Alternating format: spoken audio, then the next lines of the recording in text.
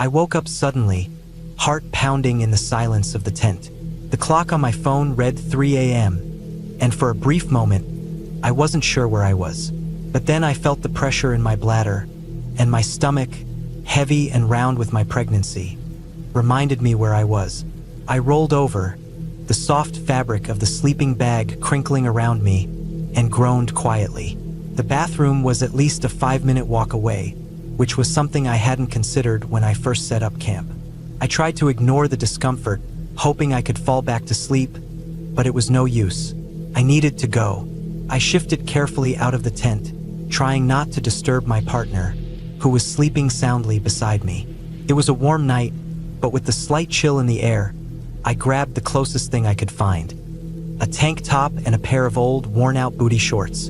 It wasn't much, but it would have to do. The campground was pretty empty, or so I thought. I hadn't seen many campers when we'd arrived, and the place was far enough out of town that it felt a little secluded. No one would be around, right? It was the middle of the night. The path to the sanitary station was dimly lit by a few scattered lamps, but the further I walked, the more the shadows seemed to stretch out. My flip-flops slapped against the ground with every step, the sound almost too loud in the quiet. The air felt heavier out here, as if the trees were pressing in on me, though I knew that was just my mind playing tricks. I shuffled along, doing my best not to think about the pregnancy and how much more awkward everything had become. The little bump had grown over the past few months, and now it felt like it took more effort to move around. I was fine, though. Just had to get to the bathroom, do my business, and head back. Simple.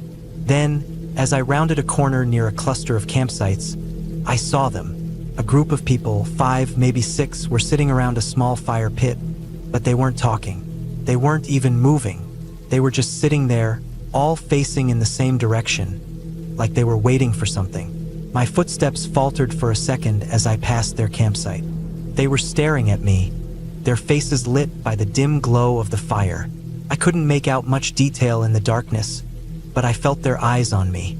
The stillness of it all was unnerving. I tried to ignore it, keep walking like I didn't notice, but my skin crawled. I quickened my pace, telling myself it was nothing, just people enjoying the night like I was. But it didn't feel right. The whole scene seemed off. Why were they just sitting there so quietly, in the middle of the night? My heart thudded a little harder, and I swallowed, trying to shake the unease. The bathroom building finally came into view, a small, weathered structure with a flickering light over the door. I pushed open the door and went inside, locking it behind me. The smell of disinfectant mixed with something stale, but it was better than being outside. I moved to the nearest stall and pulled down my shorts, sitting carefully on the toilet. The cool air in the bathroom was a relief, and I let out a long breath. It felt like a bit of normalcy in the strange, unsettling night. But just as I was finishing up, I heard the door creak open. My heart skipped a beat. There was only one other stall in here, and I hadn't heard anyone approaching. A woman's footsteps echoed across the small room, and I stiffened. She wasn't speaking, wasn't making any noise except for her shoes on the floor. I could feel her presence as she walked past my stall, and the hair on the back of my neck stood up. I didn't know why, but something felt wrong. It wasn't like she was doing anything unusual.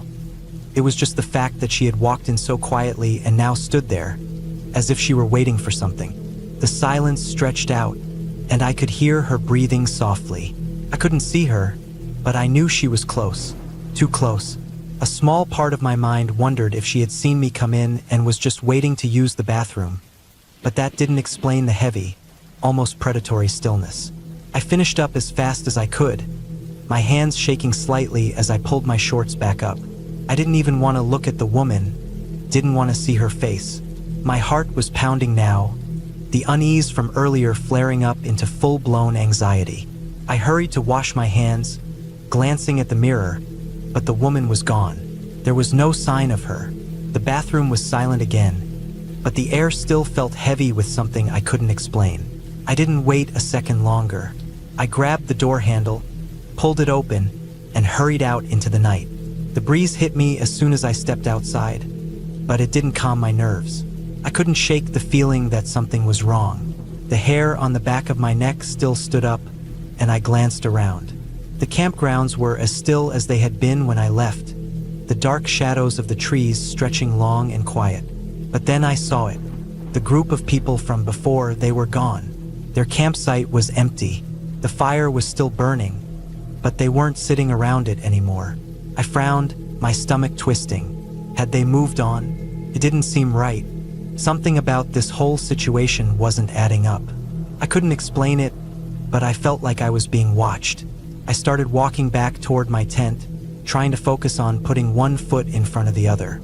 But my pace had slowed, and with every step, I couldn't shake the feeling that I wasn't alone. Every time I glanced over my shoulder, I half expected to see someone standing there, but there was nothing. Still, it didn't ease my fear.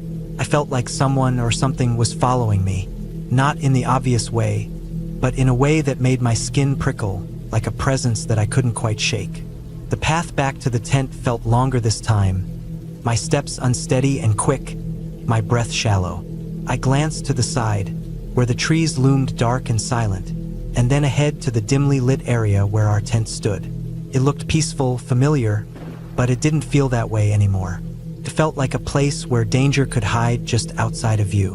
When I finally reached our tent, I didn't waste any time. I pulled back the flap and hurried inside, zipping it shut behind me. My partner was still asleep, oblivious to my growing panic. I lay down quickly, but sleep didn't come. My mind raced, and my heart kept pounding in my chest. I couldn't stop thinking about that woman in the bathroom, about the people sitting silently at their campsite, and about the eerie, nagging feeling that I was being watched. It might seem like a small thing to some people, but to me it wasn't. I had been terrified ever since I found out I was pregnant. The idea of someone harming me, or worse, taking my baby, felt too real. I had heard stories about women being attacked and even about fetal abductions. There was a case just a few months ago that had made the news. It was something I couldn't shake. The fear that someone might try to take my baby before it even had a chance to be born. The thought of being hurt, of my baby being ripped from my body, made every moment feel like a threat. The hours dragged by, and I couldn't relax. Every sound seemed amplified, the rustling of the leaves outside, the crackling of the fire pit across the campground. I kept waiting for something, anything to happen, but nothing did. Still, I couldn't let go of the unease. Every shadow felt like it was moving. Every noise felt like it was a signal, every rustle of the tent a warning. In the morning, I tried to push the fear aside. The sun had come up, and the campsite was quiet. The group I had seen the night before was gone. Their sight left as it had been, the fire extinguished. I told myself it had all been a trick of the mind, the result of too much anxiety and a restless night.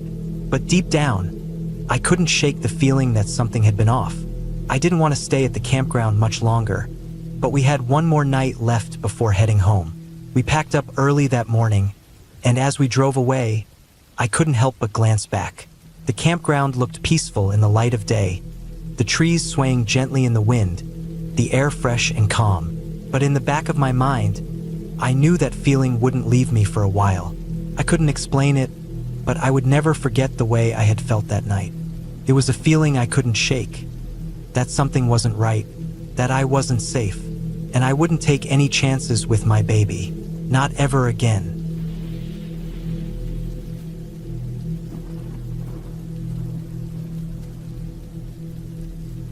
My grandfather had this second house out in Wilmington, Ohio.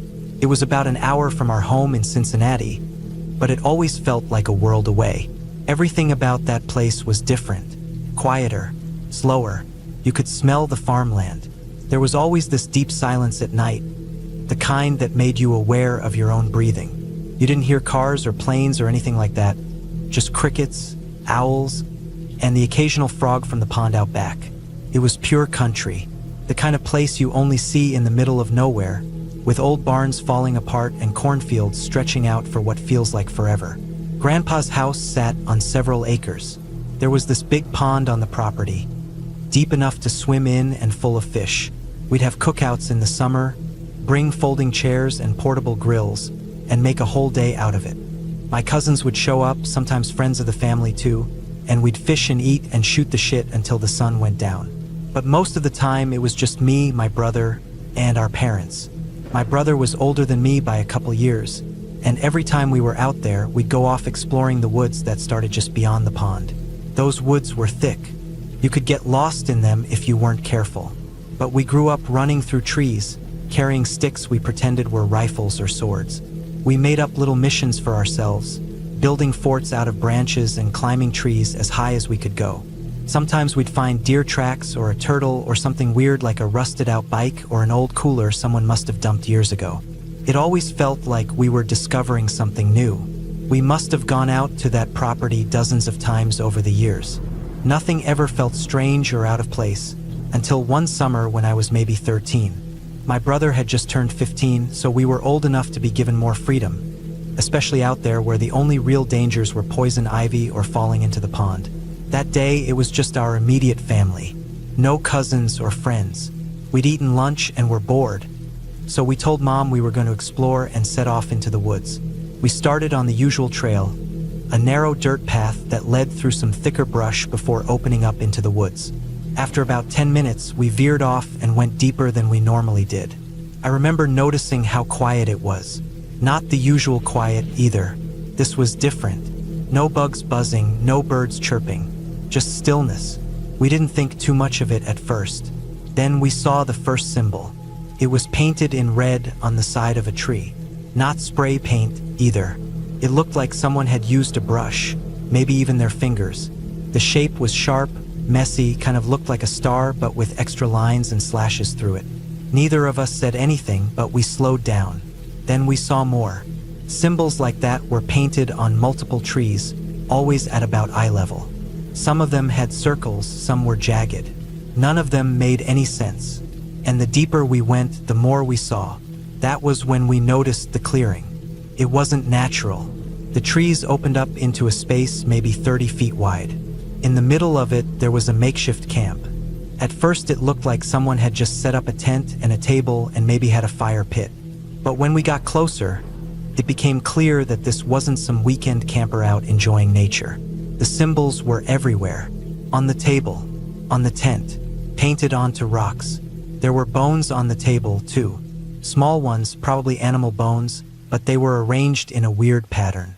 There were strings tied between trees, with feathers and more bones hanging from them. It felt like we had stumbled into something we weren't supposed to see. But that wasn't the worst of it. High above us, maybe 30 feet up in the trees, was a school bus.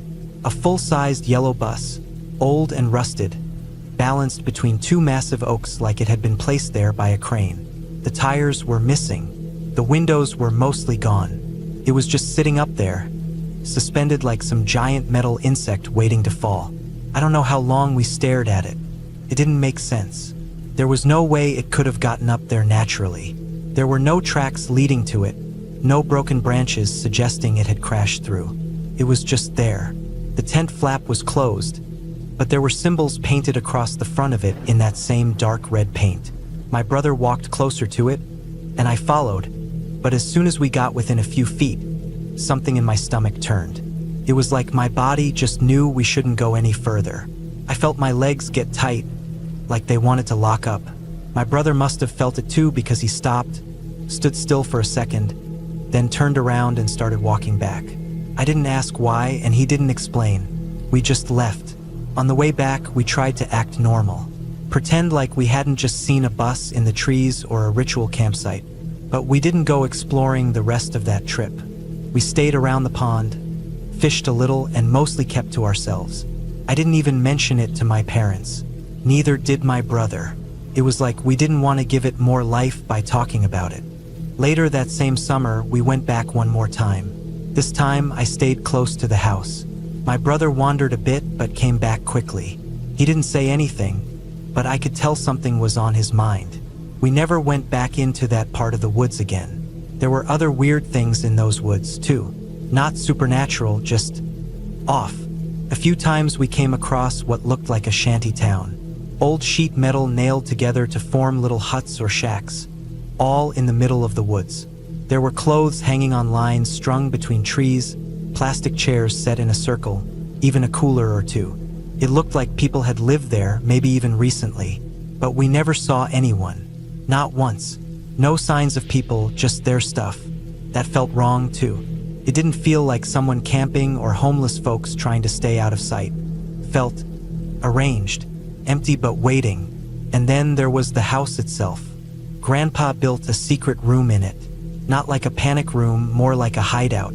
It was hidden behind the bathroom wall. You had to know exactly where to press to make the wall open up. Inside was a small space just big enough for someone to crouch in. Grandpa said it was, just in case the clan ever comes for me. We all thought it was funny when we were kids. But the older I got, the more I realized he probably wasn't joking. Being a black man in the country in the 60s and 70s meant you had to think about that kind of thing. Even in the 90s and early 2000s, that fear didn't just disappear. The last time we visited was a couple years later. Grandpa had gotten older, and it was harder for him to maintain the property. He eventually sold it, and we stopped going out that way. I haven't been back to Wilmington since, but that one day in the woods never left me. Sometimes I think about it and wonder what that camp was, who made it, what they were doing, and more than anything, how they got a bus 30 feet up into the trees. That part sticks with me, not just because it was strange, but because it felt deliberate, like a message, like someone wanted it seen. And maybe that's what it was, a warning. We weren't supposed to be there. We saw something we weren't meant to. I don't know what would have happened if we went inside that tent, and honestly, I don't want to know. My gut told me to leave, and I listened. To this day, I have never seen anything like that again. Not even close. I don't know if the new owners ever found that camp, or if they bulldozed the woods, or if it's still out there, rotting, waiting. Sometimes when I can't sleep, I think about those symbols. I try to remember their shapes. The way the paint looked faded like it had been out there for a while, but also fresh enough that someone had kept up with it. I wonder what kind of people go out into the woods and build something like that. And I wonder how many other people have stumbled across places like it and never come back to tell anyone. I never told Grandpa about it. I think he had enough to worry about. And anyway, I don't think he would have gone out there even if I had. That house had its own secrets. That hidden room said enough. We were lucky, I think. Lucky we didn't touch anything. Lucky we walked away. I don't explore the woods like I used to. Not anymore.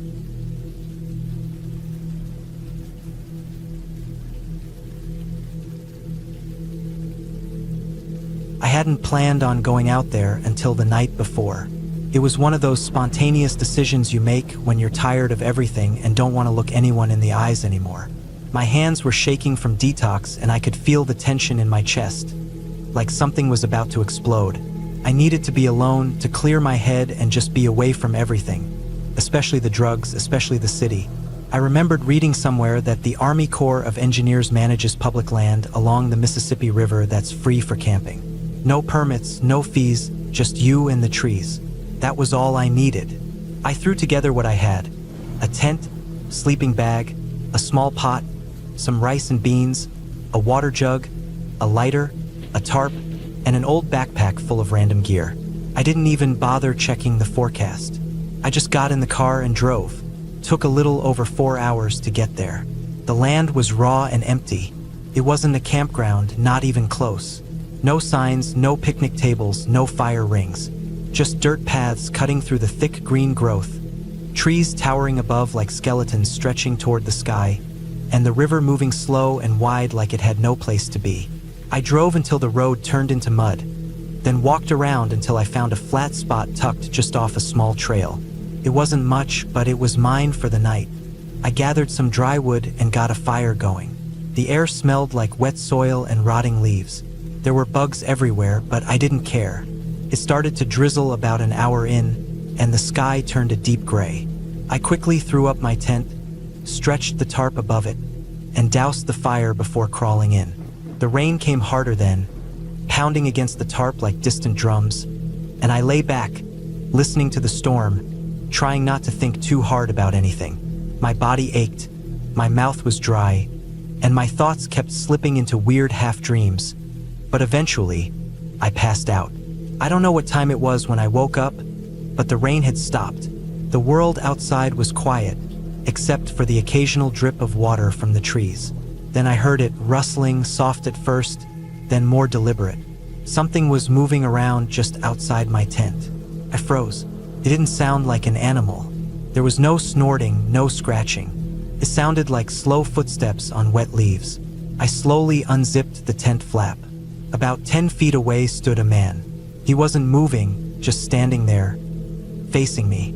His clothes were soaked and torn. His face was rough, scarred like he'd been through 100 fights or had some kind of skin disease.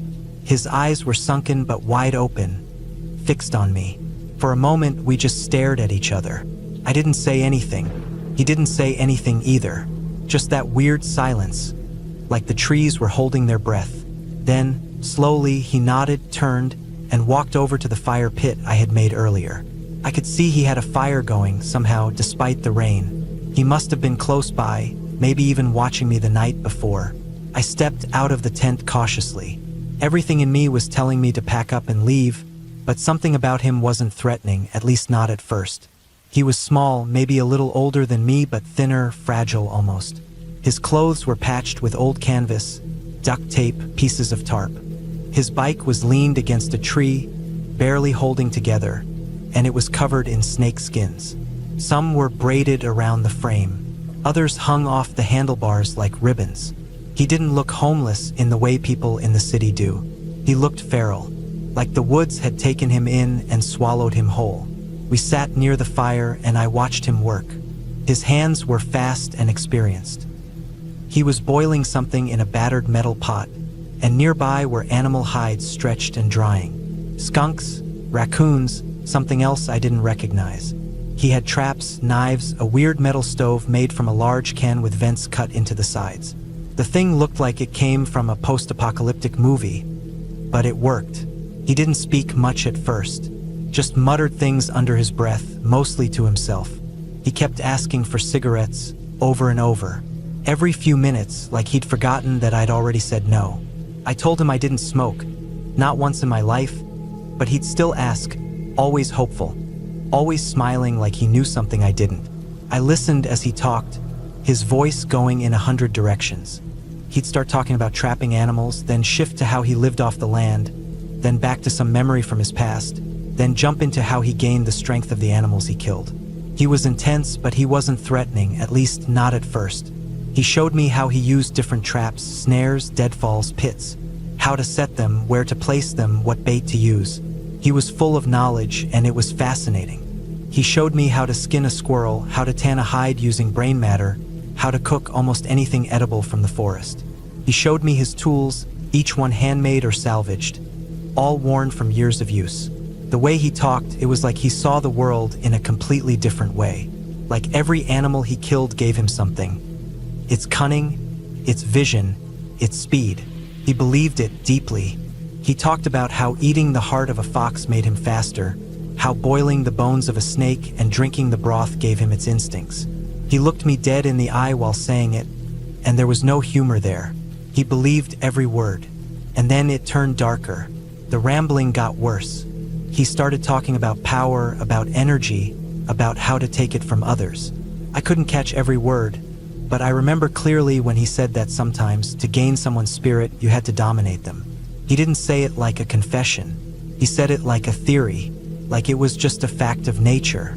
He never looked ashamed, just curious, like he was talking about the weather.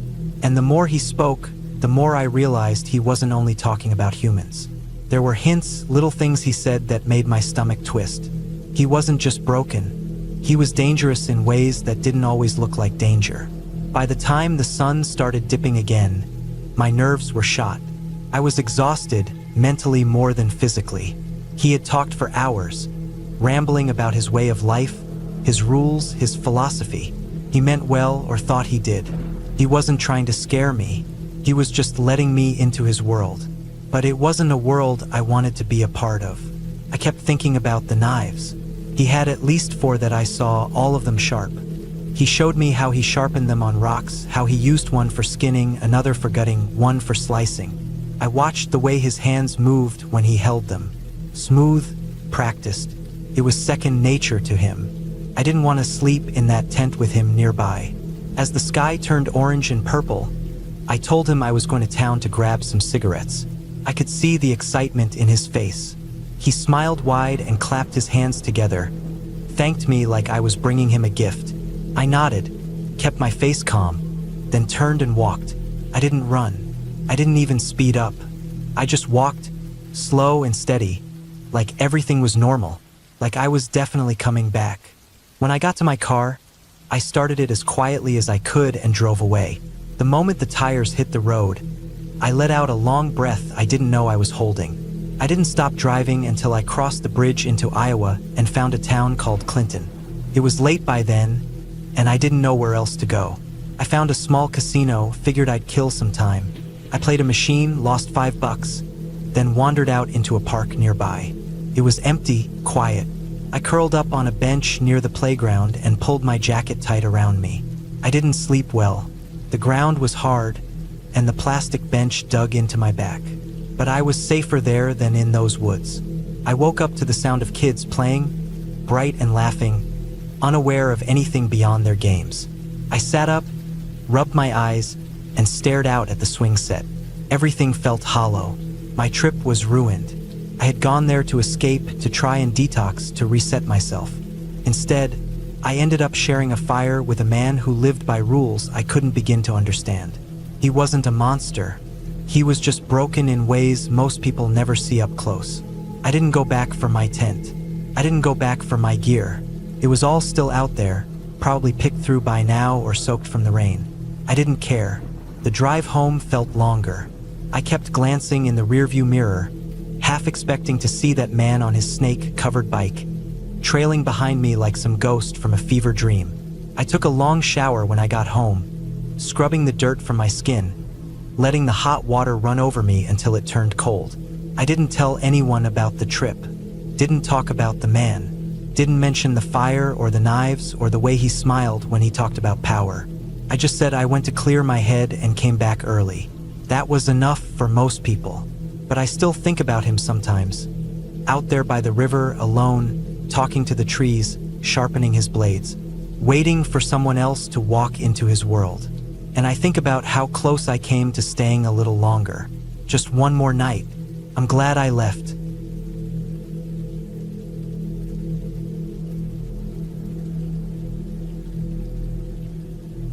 It was one of those days you'd expect to remember for the rest of your life. The air was thick with the salty smell of the ocean, the kind of air that gets into your skin, and the rhythmic sound of the waves crashing against the shore made everything feel just a little surreal. The island was small, barely large enough to fit our family, but it was exactly what we were looking for. A quiet spot far from the chaos of daily life, a place we could call our own for the weekend. It wasn't a popular destination, so there were no tourists or other campers. It felt like it was just us and the ocean. We arrived there by boat, the engine cutting through the water as we made our way to the island. The sun was high in the sky, casting a warm golden glow over everything, and the water was clear, a pale blue that shifted to darker hues the farther you looked out. My brother, my parents, and I offloaded the boat. The sand was soft under our feet, and the island felt peaceful, almost too peaceful. There were no other sounds except for the distant cry of a seagull and the gentle lap of the waves. My dad started unloading the rest of our gear while my brother and I set up the tents. After a while, we got everything sorted. Tents were pitched, the campfire spot was cleared, and the cooler was opened with drinks ready. That's when my older brother's voice cut through the air like a cold gust of wind. "Dad, why does it look like the boat is so far away?" I glanced over my shoulder, and there it was. The boat was further out than it had been just a few minutes ago. It wasn't that noticeable at first, but now that it was pointed out, it became obvious. The boat wasn't anchored where we had left it. The anchor was gone, and I could see the boat slowly drifting further out into the open water. My dad cursed under his breath. He had a certain way of keeping calm when things weren't going according to plan, but there was something about this that made his face tighten with frustration. He pointed to the shore and yelled for us to help bring the boat back in. That's when I saw it. The anchor, or at least what was left of it, was on the sand, a broken piece of chain and some metal with no teeth. The thing was useless. My dad was muttering to himself, trying to figure out what to do. He turned to me and asked if I could swim out to get the boat and pull it back in. At first, I hesitated. I had always been a good swimmer. I was on the swim team at school and I loved being in the water. But even so, I wasn't used to swimming in deep water like this, especially not in the open ocean. There was a slight panic that sat at the back of my mind, but I pushed it down. I had to do it. It wasn't like there was anyone else who could. The water looked calm from the shore. I told myself it would be fine.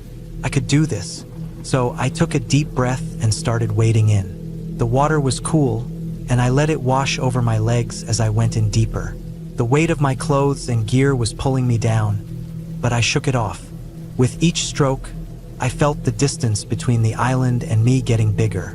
The boat was still drifting, but it was closer now, just a few hundred feet away. I pushed on, trying to stay calm, focusing on the steady rhythm of my strokes. The ocean was like a huge, living thing, and I felt its vastness around me, tugging at my legs as I swam. It wasn't like the pool back home, where I could see the bottom and know exactly how far I had left to go. Out here, there was only the blue, endless water stretching to the horizon. There were no signs of land except for the small island behind me, now looking smaller the further I went. Somewhere along the way, I had made a huge mistake. I didn't know why I did it, but I looked back.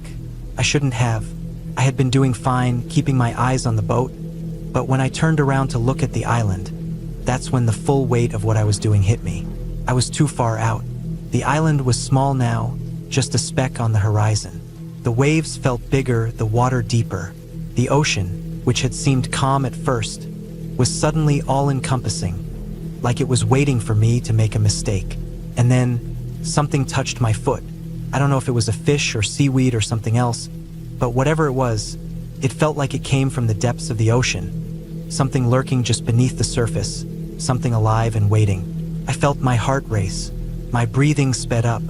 I kicked hard, harder than I ever had before, my arms flailing in panic. The smooth strokes I had been using were replaced by wild movements. I was moving as fast as I could, my mind screaming at me to get back to the boat. I could hear my heart thundering in my ears, louder than the sound of the waves crashing.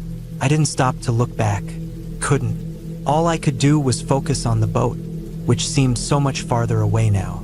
I tried to think about anything else. My swim team practice, the calm laps I would take in the pool, the familiarity of it. But none of that helped. The ocean was no pool. It didn't have walls, and it wasn't as predictable. I was terrified.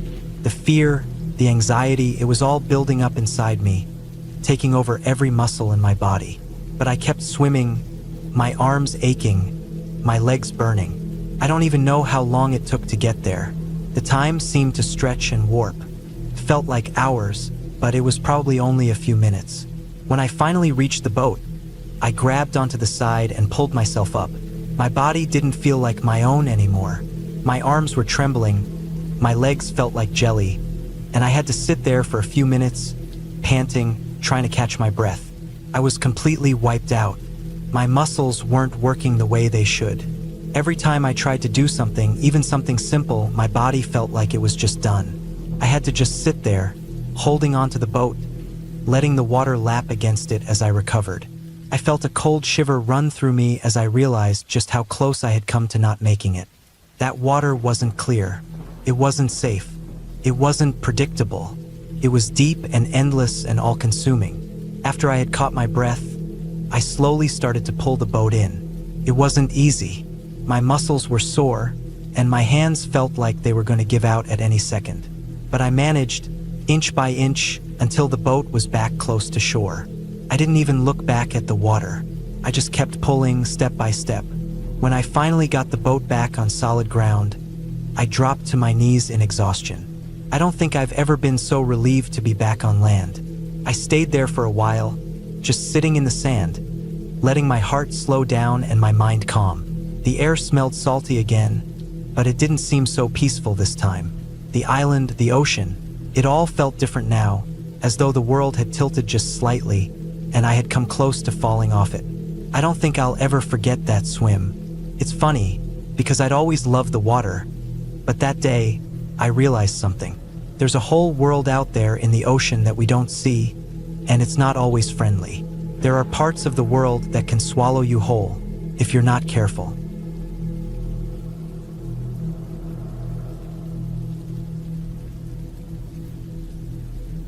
A few summers ago, a couple of buddies and I decided to go out catfishing at a reservoir not too far from where we lived.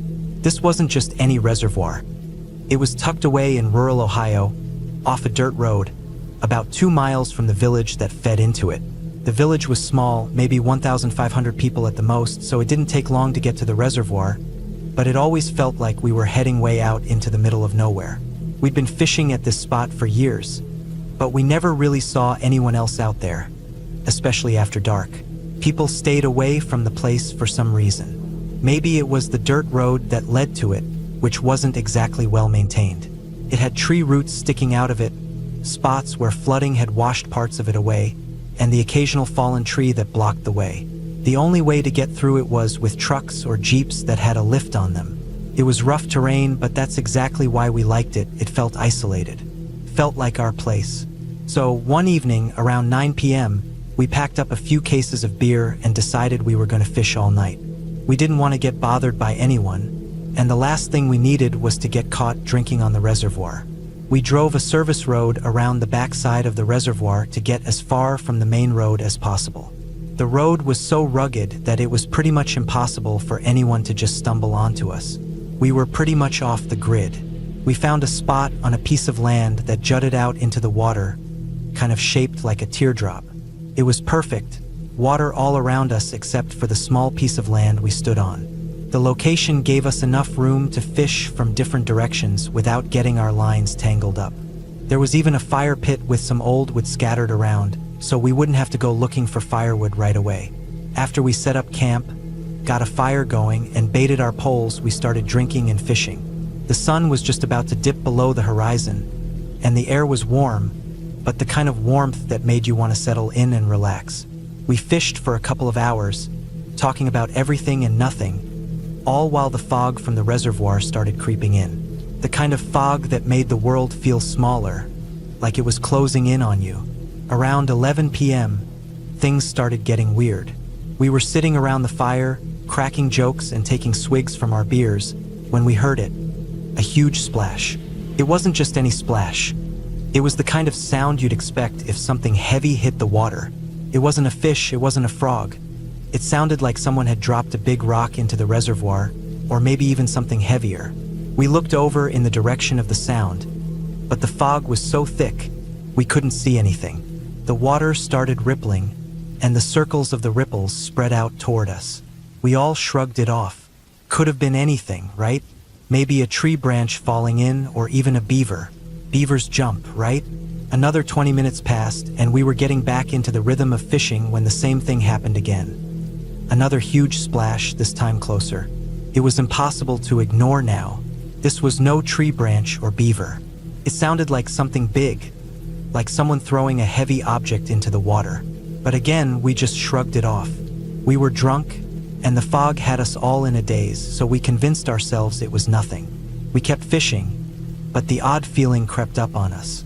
That thick, eerie fog made it hard to see anything, and the sound of water ripples coming from the same spot every few minutes made us feel like we weren't alone out there. But then, of course, we ran out of firewood. It's always the way with us. We figured we'd just take a walk into the woods, grab a few branches, and be back in no time. I stayed by the fire while the others went off in different directions to search for wood.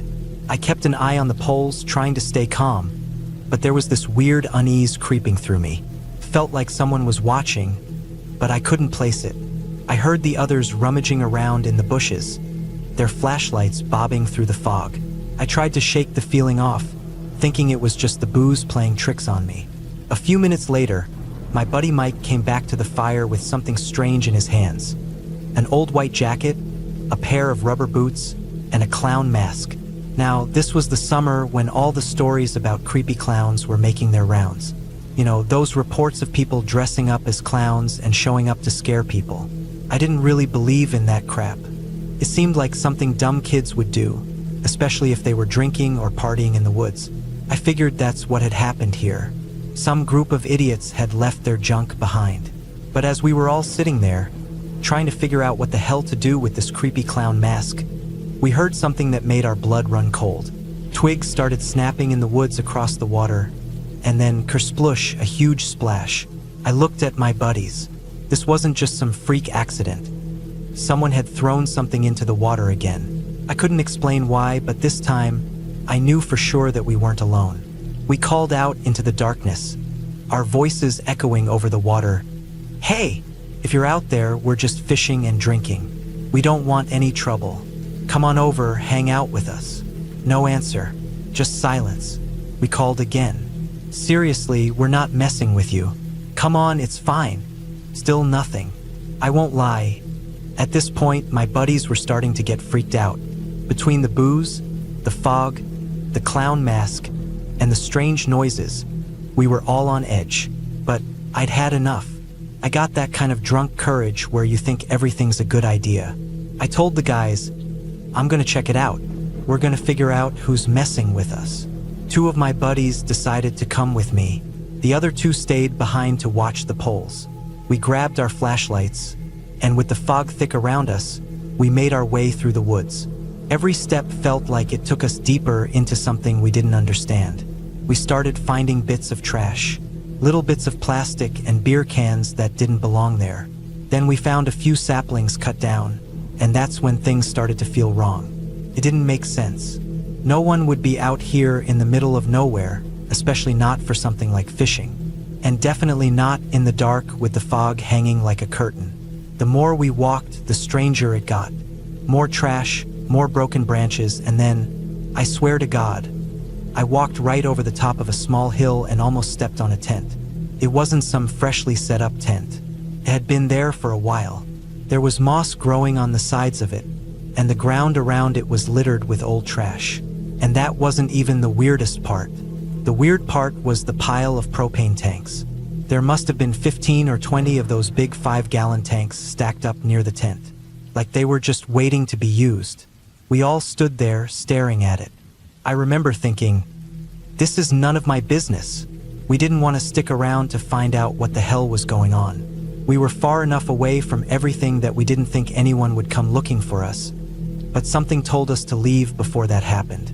We turned around and made our way back to the fire as fast as we could. It wasn't until we got back to the trucks and packed up our stuff that we realized how lucky we were to get out of there. We pulled onto the main dirt road and passed a beat-up Toyota Camry. There were 5 guys in the car, and they were all looking at us like they knew who we were. I watched in the rear view as they made a sharp turn onto the same service road we had just come from. I didn't say anything to the guys in the truck with me, but I knew what they were doing. They were heading straight for that meth lab. I'd seen enough of the place to know what it was.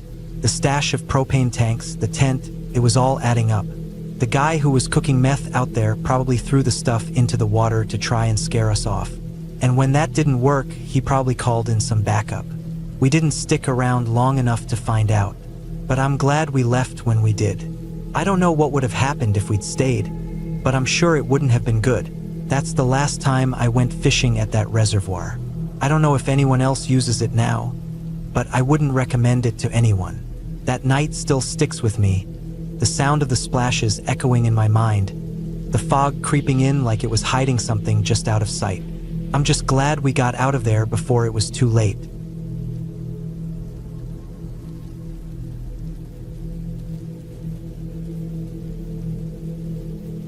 It had been a good day, one of those rare trips when everything just falls into place.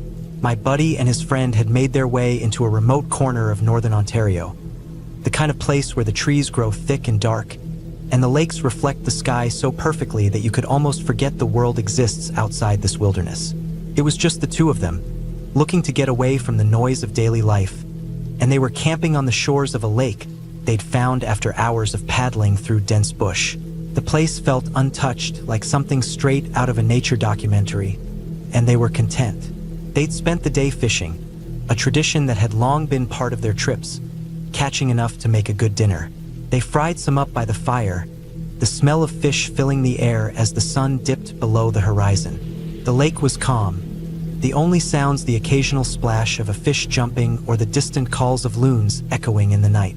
They hung the rest of the catch in a tree nearby, high enough to be safe from any curious bears, raccoons, or other creatures that might wander through. The fire crackled softly, casting long shadows on the ground, and the night felt peaceful. But peace has a funny way of shifting, and it wasn't long before things started to feel off. It was subtle at first. Small things that they probably would have shrugged off if they weren't out in the wild, far from civilization, and listening a little too hard for sounds that didn't belong.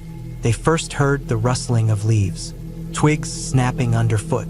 They both glanced around, expecting to see a raccoon, or maybe a squirrel, something harmless. But the sounds were off. It wasn't the usual skittering of small animals. There was something deliberate in the way the noises came, almost like something was moving with purpose. My buddy, let's call him Mike, looked over at his camping partner. They shared a silent glance. Both of them were seasoned outdoorsmen, used to the usual sounds of the forest. But this was different. Then they heard it, what sounded like a low, distant laugh. Not a human laugh, not quite, but something akin to it. A chuckle, maybe, or the kind of sound someone makes when they're trying to hide their amusement. The noise seemed to come from all directions at once, echoing off the trees. It wasn't quite right, though. It had a quality to it that sent a chill down Mike's spine. He turned to his friend.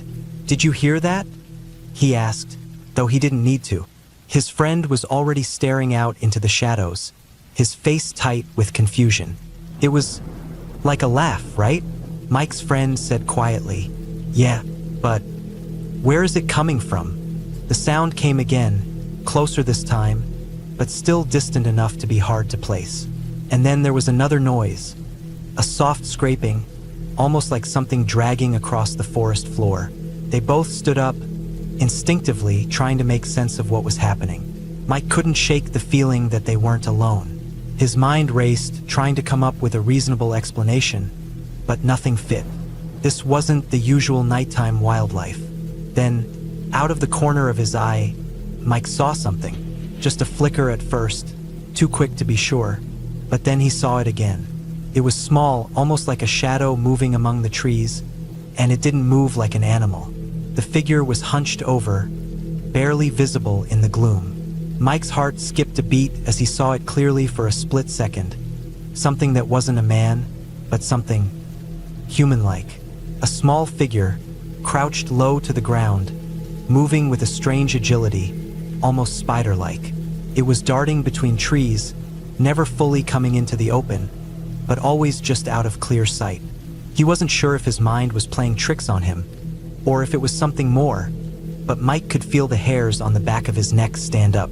His friend saw it too, the look on his face telling Mike that he wasn't the only one getting uneasy. "What the hell is that?" his friend whispered, barely audible. They both froze, straining to see whatever it was, but it was already gone, slipping back into the underbrush. The noises continued, scratching, rustling, the soft laughter, but now they seemed to be getting closer. The air felt charged, like the atmosphere was pressing in on them from all sides. They both stood there, not sure what to do. They'd been in the woods long enough to know when it was time to leave, and now felt like one of those moments. Without saying anything, they both took a step back, then another, moving away from the campfire, and they didn't stop until they'd put a good distance between themselves and whatever was out there. They didn't talk much, but the unease between them was palpable. They had both felt it, the feeling that something wasn't right, that they were being watched. After what seemed like an eternity, they turned around and made their way back to camp. But when they returned to the site, something else was off. The fish they had hung up in the trees, gone. All of them, just vanished. The rope they'd used to hang them was still there, swinging lightly in the breeze, but the fish were nowhere to be found. For a moment, neither of them could speak. It didn't make sense. Sure, raccoons could steal food, but the fish had been hung high, out of reach. A porcupine might have been able to get to them if it climbed the tree, but there wasn't any sign of that. It was as if the fish had just disappeared. They stood there in stunned silence. Mike's mind raced, trying to come up with a logical explanation, but nothing seemed to fit. There was no way those fish could have been taken so quickly. And whatever it was they'd seen in the woods, what was that? The figure? The laughter? It all felt wrong. They eventually gathered their things, packed up, and left the campsite early. The drive back to town was quiet, both of them lost in their own thoughts, trying to make sense of the strange experience. But they didn't talk much about it after that. It was the kind of thing that seemed too bizarre, too unexplainable to bring up in casual conversation. And Mike, being the scientist he was, dismissed it all as a product of their overactive imaginations, or maybe something as simple as a raccoon or a porcupine messing with them. The figure they'd seen, the laughter, it was all just their minds playing tricks on them in the dark. But something about that night stayed with Mike, gnawing at him. Years later, while doing research for a dissertation, Mike stumbled upon an old interview from an explorer named Ernest Oberholzer, who had spent much of his life traveling the northern wilderness. In the interview, Oberholzer mentioned a native guide he had worked with, a man named Otakamawan Tedapaswerbitan, or Billy McGee, as he was known to others. Billy had spoken of strange beings in the forests north of Lake Superior, beings known as Michifiso or Mamagracie. According to Billy McGee, these creatures were small, human-like figures that lived in the woods and had a knack for playing tricks on people. They would mimic the sounds of other animals or even make strange, eerie noises to confuse or frighten travelers. The stories, which had been passed down for generations, sounded oddly familiar to what Mike had experienced on his camping trip all those years ago. The description of these beings, the way they moved and the sounds they made, lined up perfectly with what he and his friend had encountered that night. Mike couldn't shake the feeling that his experience had somehow connected with those old stories, the ones that had been told by the Anishinaabe people for centuries. Maybe there was more to that night than he had originally thought. Maybe it wasn't just the imagination at work. But even as he considered it, Mike knew that whatever it was he had seen out there in the woods, he would never truly understand. He would never know what those small figures were or what they wanted. All he had were the memories, the sounds, the strange laughter, and the eerie figure darting between the trees, and the nagging feeling that they had been more than just an illusion. What happened that night in northern Ontario? It's still a mystery, but one thing is for sure. Sometimes, the woods hold secrets that are better left uncovered.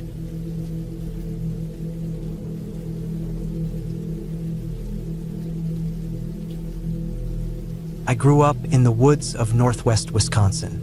My family owned a cabin there, and every summer, we'd pack up and head to that quiet patch of wilderness for weeks at a time. To me, those woods were home. I knew the trails, the creeks, and the hills better than anyone. It was where I felt the most at peace, surrounded by the natural world that I loved. I spent countless hours hunting, fishing, hiking, and just soaking in everything the woods had to offer. I was 17 back in 2007, cocky and confident in my skills. I was raised to be self-sufficient, and I thought I had seen it all.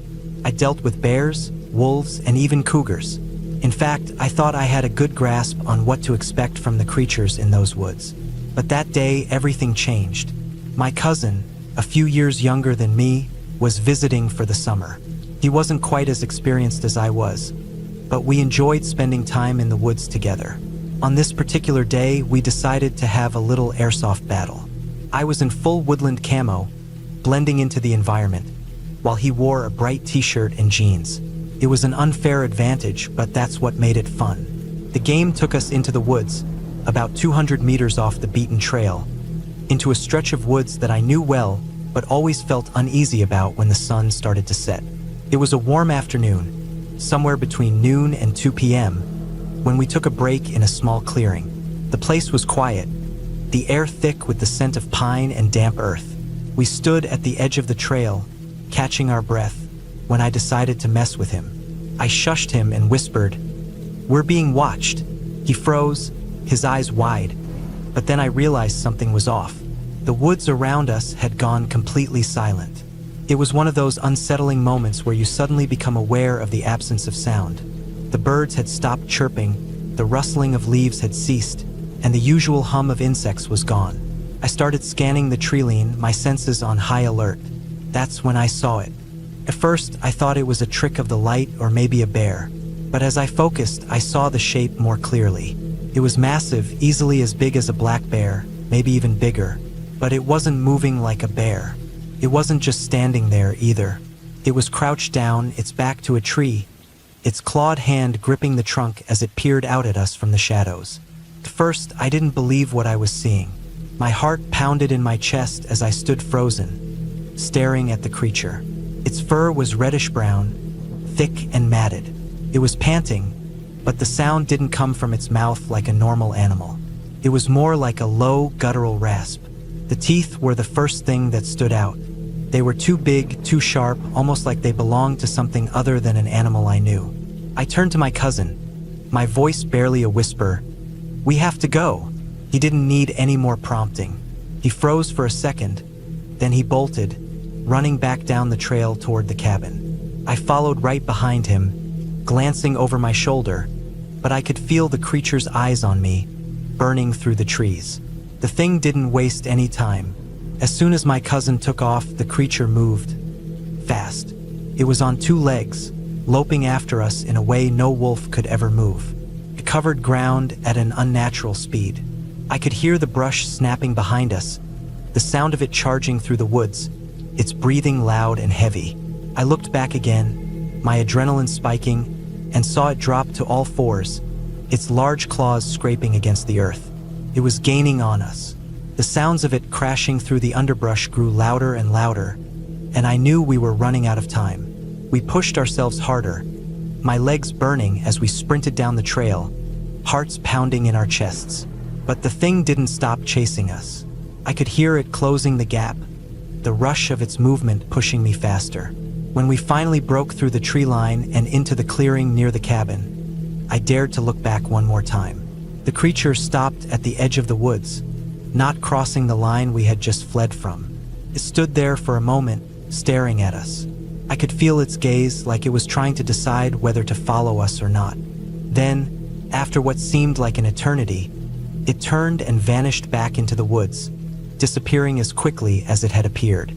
We didn't stop running until we reached the cabin. Panting, my heart still racing, I slammed the door behind us and locked it, my hands shaking. My cousin was in a state of shock, his face pale, eyes wide. Neither of us said a word for what felt like hours. I don't know what we were expecting, but we didn't speak about it right away. There was nothing we could say that would explain what had just happened. That night, we stayed inside the cabin, far away from the woods. We kept the fire burning in the fireplace and the lights on, the windows drawn shut. We tried to act like nothing was out of the ordinary, but we both knew what we had seen, and neither of us felt safe. I didn't sleep much that night, and neither did my cousin. The next morning, we cautiously ventured outside, the sun shining bright and clear. The woods were calm, peaceful even, but there was a lingering tension in the air, like something was waiting just beyond our sight. We didn't talk much about what had happened, but we both knew that what we saw wasn't something you could easily explain away. It wasn't a bear, and it wasn't a wolf. It moved like something else, something that didn't belong in the woods. I've never told many people about what happened that day. It's not the kind of thing you casually bring up, especially when people are quick to dismiss it as some wild imagination or exaggeration. But the more I think about it, the more I'm convinced of what we saw that day. A creature, something otherworldly, chased us through the woods. It wasn't a bear, it wasn't a wolf. It was something else entirely, something that had no business being there. Since then, I've stayed out of those deeper parts of the woods, especially at night. I don't know what it was that chased us, but I'll never forget the fear that shot through me when I saw it. I don't know if anyone else has had a similar experience, but after that day, I'm convinced that the wilderness can hide things we can't even begin to understand.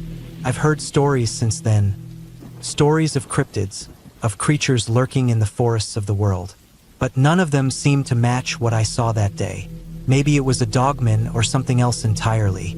All I know is that it was real and it was out there watching us. I don't know what it wanted or why it chose to let us go, but I've never been so grateful for a second chance in my life. I didn't feel safe in those woods after that day, and I haven't been back to that spot since. There are things out there, in the deep shadows of the forest, that we'll never fully understand, and that's something I'll never forget.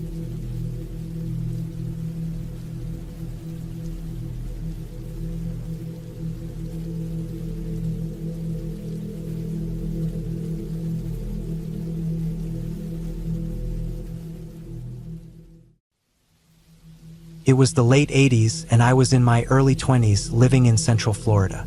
I was working for the Park Service at the time alongside two good friends. One of us, myself included, had done plenty of camping before, but for the other, this was her first real trip out into the woods. I'd grown up camping on every vacation with my family, traveling all over the state, so the outdoors were as familiar to me as my own backyard. We all decided to camp in a quieter, more isolated youth area within one of the parks. It was a spot usually reserved for organized groups, but since it was empty that weekend, we had the place entirely to ourselves.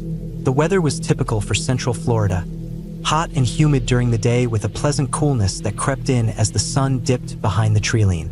We set up camp early in the afternoon, each of us scattering to do our own thing. I started collecting firewood, a task I always liked, kept me moving, gave me something to focus on, and made me feel like I was really contributing to the camping experience. The forest around us was dense, with towering pines, palmetto, and shrubs filling in the gaps between the trees. It was easy to get lost in the rhythmic sound of my footsteps crunching on dry leaves. But there was something about this place. I couldn't quite put my finger on it, but the air felt thick in a way I couldn't describe. I would glance around every now and then, sensing movement, a slight shift in the shadows, but whenever I looked, nothing was there. The woods were silent except for the occasional rustle of leaves stirred by a passing breeze or the distant call of a bird. Despite that, every few minutes the sensation of being watched would crawl up my spine. It wasn't overwhelming or immediate, but it was persistent. I would look around, scan the area, and then shake it off. I thought maybe I was just being paranoid. After all, I'd been in the woods countless times. I knew the sounds, the way the forest felt, and the wildlife that lived there. But this was different.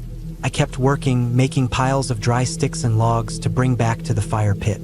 As the sun dipped lower in the sky, I could see the last rays of light slanting through the trees, casting long shadows across the campsite.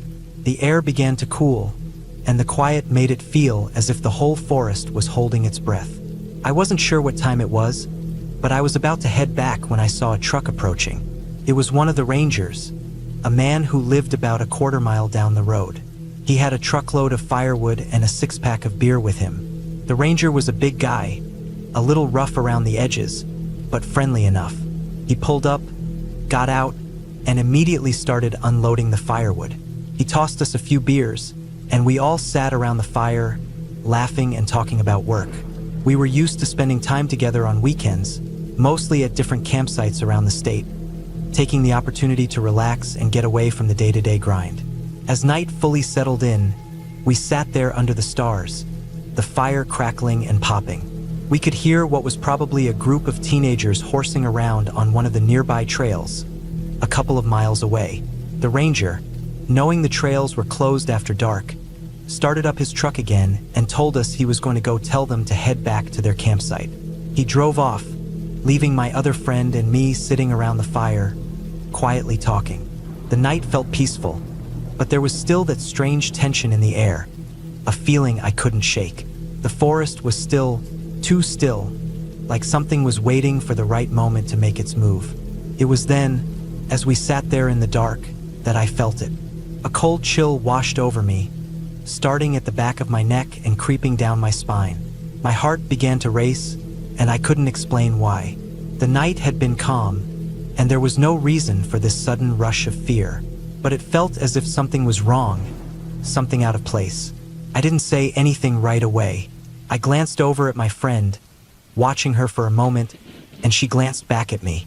Her face was pale and her eyes wide. "Do you feel that?" she asked, her voice barely a whisper. "Yeah," I said, but I didn't want to admit just how deeply unsettled I was. I tried to shrug it off to calm myself, but it wasn't working. Every nerve in my body screamed that something wasn't right, and it only got worse the longer I tried to ignore it. I could see her now, her eyes darting to the surrounding trees, her body tense. She was scared too, I could tell. "Maybe we should go to the car," I said, though I didn't know why I felt so strongly about it. Something in the air made me feel like we were in immediate danger. Not from anything specific, but from something we couldn't see or hear, something that was there but also invisible.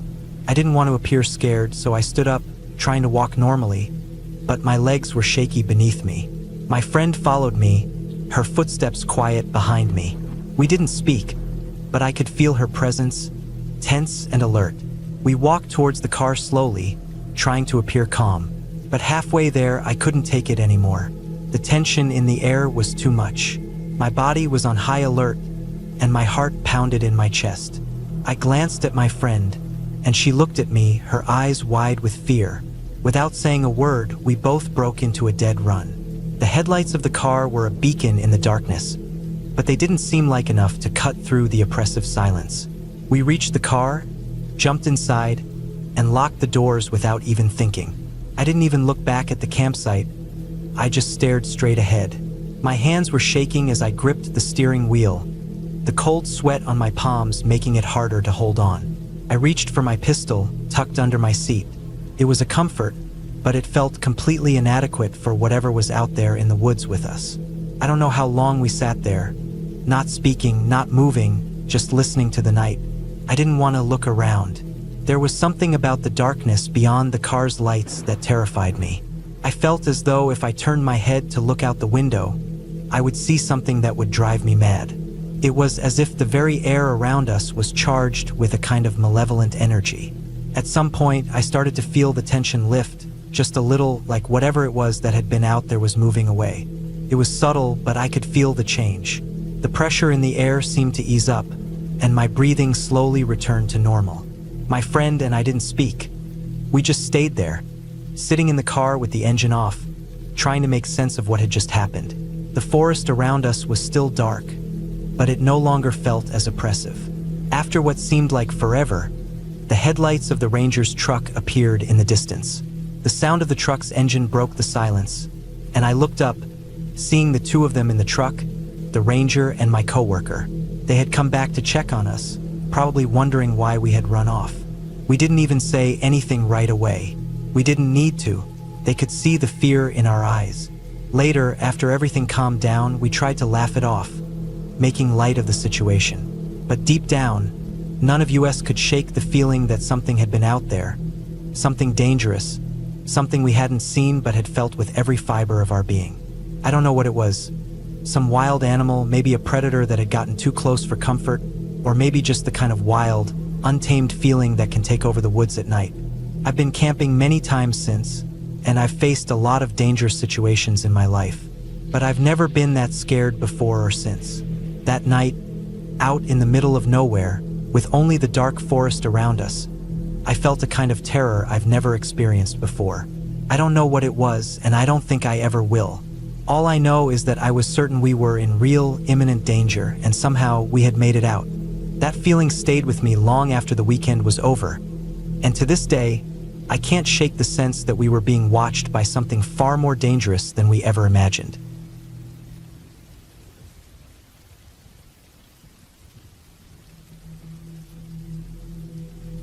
I had some time off and wanted to get away from everything. The kind of trip where you don't see another person for days. I picked a spot in north-central Pennsylvania that looked promising. There were barely any markings on the map, just Forest Service land and some old trails. The kind of place you could disappear into without anyone noticing. That was exactly what I was looking for. No cell service, no people, just silence. I packed everything I needed into my truck, including a decent topo map, and made sure I had my knife, a decent GPS, extra batteries, and a lot of food. I wanted to spend at least a few nights out there. I drove for hours on paved roads, then more than an hour on dirt Forest Service roads. These weren't casual gravel roads either. They were rutted, washed out in places, and clearly hadn't been maintained in years. Trees arched over the path, almost like a tunnel. I had to stop a couple times to clear branches or backtrack around washouts. Finally, I reached a small pull-off just wide enough to turn around in. That's where I parked. The trail I had in mind wasn't even marked anymore, just a faint line leading into the woods. I locked up, shouldered my pack, and started hiking. The trail was barely recognizable. If I hadn't known to look for the contour of the old path, I would have missed it entirely. It was overgrown with thick ferns and saplings, and spiderwebs caught across the trail every couple feet. I carried a stick in one hand just to sweep them out of the way. Every time I hit one, I felt that instinctual shiver crawl up my neck. Nobody had been here in a long time.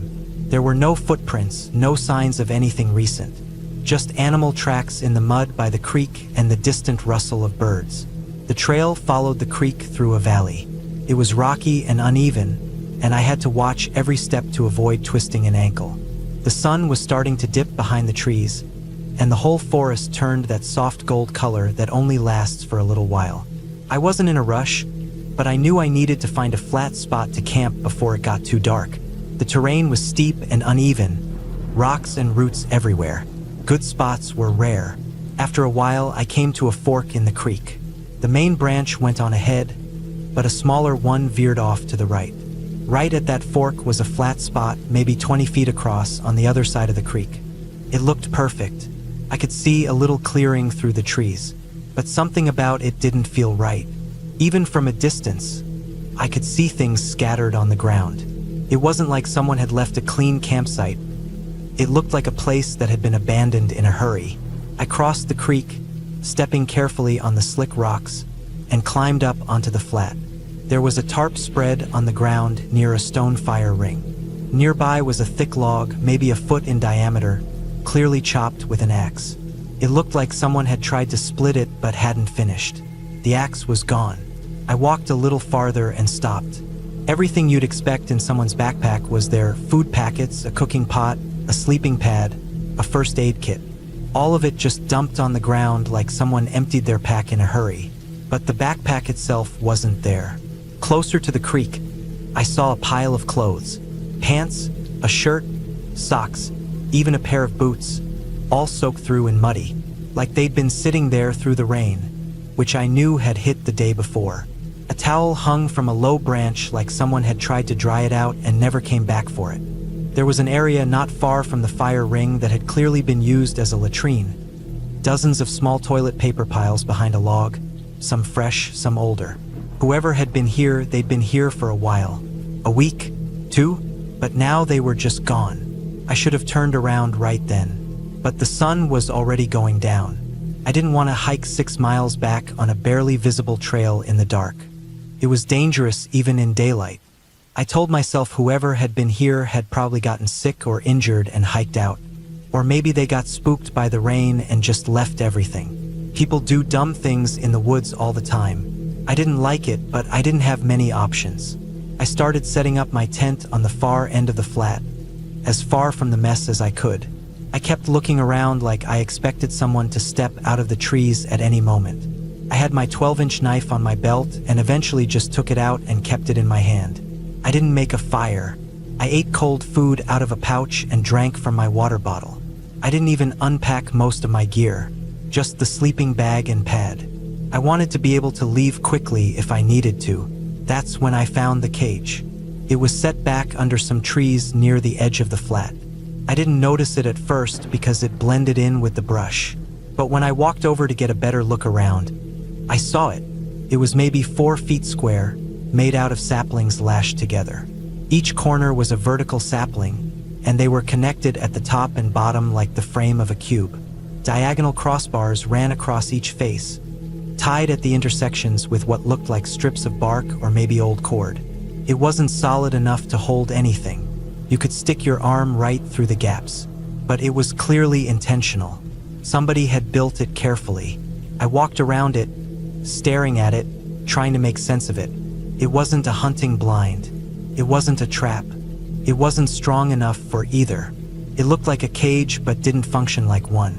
It didn't even have a door or an opening, just a box of lashed together saplings. I looked at the ground around it and saw no signs of anything else. No burned offerings, no symbols, no trash. Just that strange wooden cube sitting in the forest. I didn't sleep much that night. I lay in my tent with the knife in one hand, straining to hear through the nylon walls. Every creak, every snap of a twig sounded loud and close. The wind moved through the trees, and occasionally something would drop. A stick, a pine cone, and I jolt upright. Once I thought I heard something splash in the creek, but it could have been a raccoon or deer.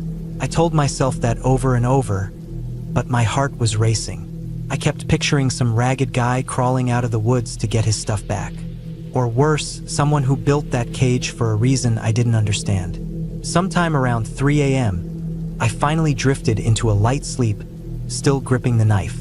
When the first gray light came through the trees, I was already up. I didn't even eat breakfast.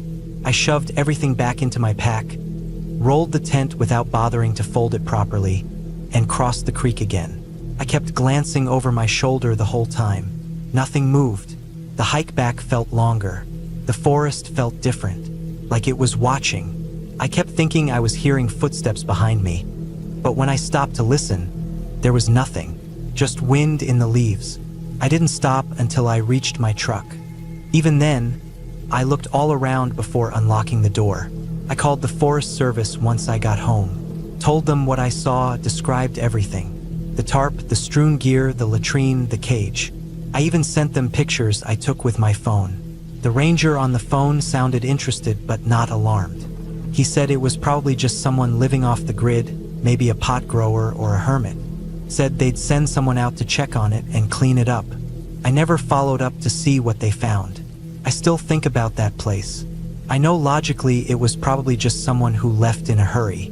Maybe they got hurt or scared and bailed out. But the cage, it sticks in my mind. It didn't make sense. There was no purpose for it that I could see. And the mess they left behind felt wrong.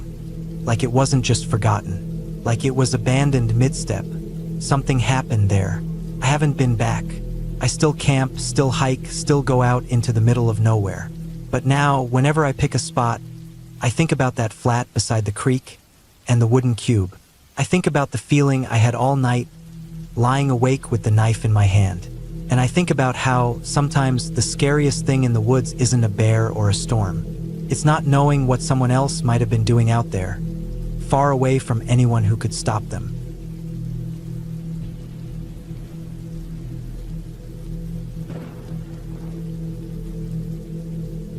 I've always loved camping, but not the kind that involves the usual by the lake camping spots most people go to. I'm talking about deep in the forest, miles from civilization, the kind of place where the trees are thick enough to block out the sun and the only sounds you hear are from the wildlife around you. This place I'm talking about, I've been going to for years, ever since I was a kid with my family.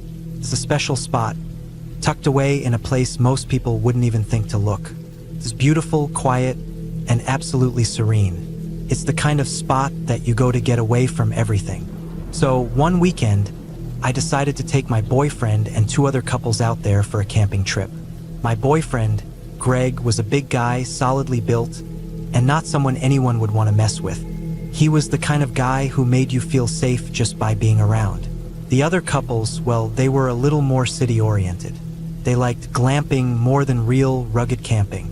The thought of being out in the woods, deep in nature with no access to electricity or running water, made them a bit nervous. Still, they were my friends, and I thought they'd enjoy it. I knew they'd probably be uncomfortable at first, but I was determined to show them what real camping was like. We arrived at the spot a few hours out of town. The drive had been long, and we were all excited to finally get out of the car and start setting up camp. The sun was beginning to set, and the light in the forest was fading fast. There was a slight chill in the air, but the fire we were going to build would warm us up soon enough. I started unpacking our gear while Greg and the others set up the tents. It wasn't much of a hassle, just some sleeping bags, a few stoves, and, of course, a cooler packed with food and drinks. After a while, everything was ready. We gathered around the fire, cracked open some beers, and began to relax. The forest was still, except for the occasional rustle of leaves in the breeze. The kind of silence that makes you feel like you're the only ones in the world. It was the perfect kind of night for camping. The kind of peaceful night that made you forget the world outside the forest even existed. We were laughing, joking, and enjoying the fire when it happened. At first, it was distant, just a faint voice echoing through the trees. A woman's voice. She was yelling, "Marcus!" very loudly, over and over again. The tone of her voice was distressing. She sounded like she was in trouble, But the thing that caught my attention was the direction from which the voice was coming. It was coming from the east, which was the complete opposite direction from where anyone would be coming from, except for the people who lived out here. The kind of people who knew these woods like the back of their hand. The ones I'd heard rumors about, the off-grid hippies, the tweakers, the people who lived off the grid in their own world, disconnected from society. I instantly went silent. My gut twisted, and my heart started to race. I knew the woods weren't just beautiful and peaceful. They had a darker side to them, and I wasn't sure if I wanted my friends to realize that. Not yet. The last thing I needed was to draw attention to our little group. But of course, one of my friends, Mark, didn't get it.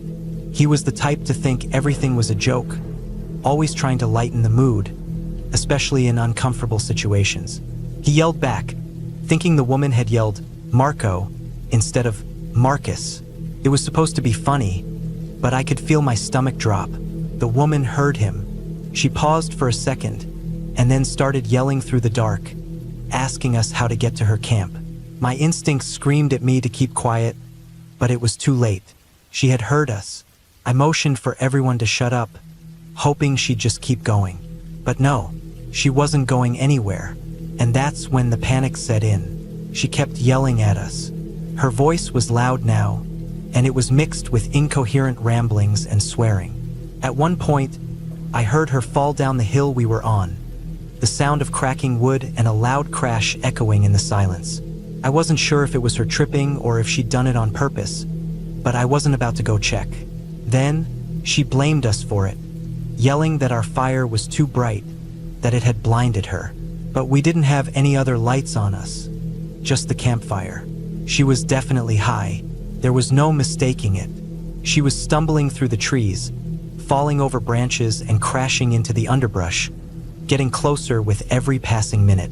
My anxiety spiked. I wasn't sure what she was capable of, but I didn't want to find out. It was a feeling I knew too well, the kind of feeling you get when you know someone's unpredictable, especially when they're on something. I kept my voice low, trying to make sure my friends stayed quiet. Don't engage, just stay calm. I whispered to Greg, my boyfriend. He didn't say anything, but I could see the tension in his body. He knew something was off too. We both did. The others? They were too busy laughing at the situation, oblivious to what we were really dealing with. Finally, after what felt like forever, she stumbled into view. She wasn't just any random hiker lost in the woods. No, this woman was a meth head, and she was in very bad shape. Her clothes were torn, and she looked like she hadn't eaten or slept properly in days. Her face was gaunt, and her eyes were wide, constantly twitching.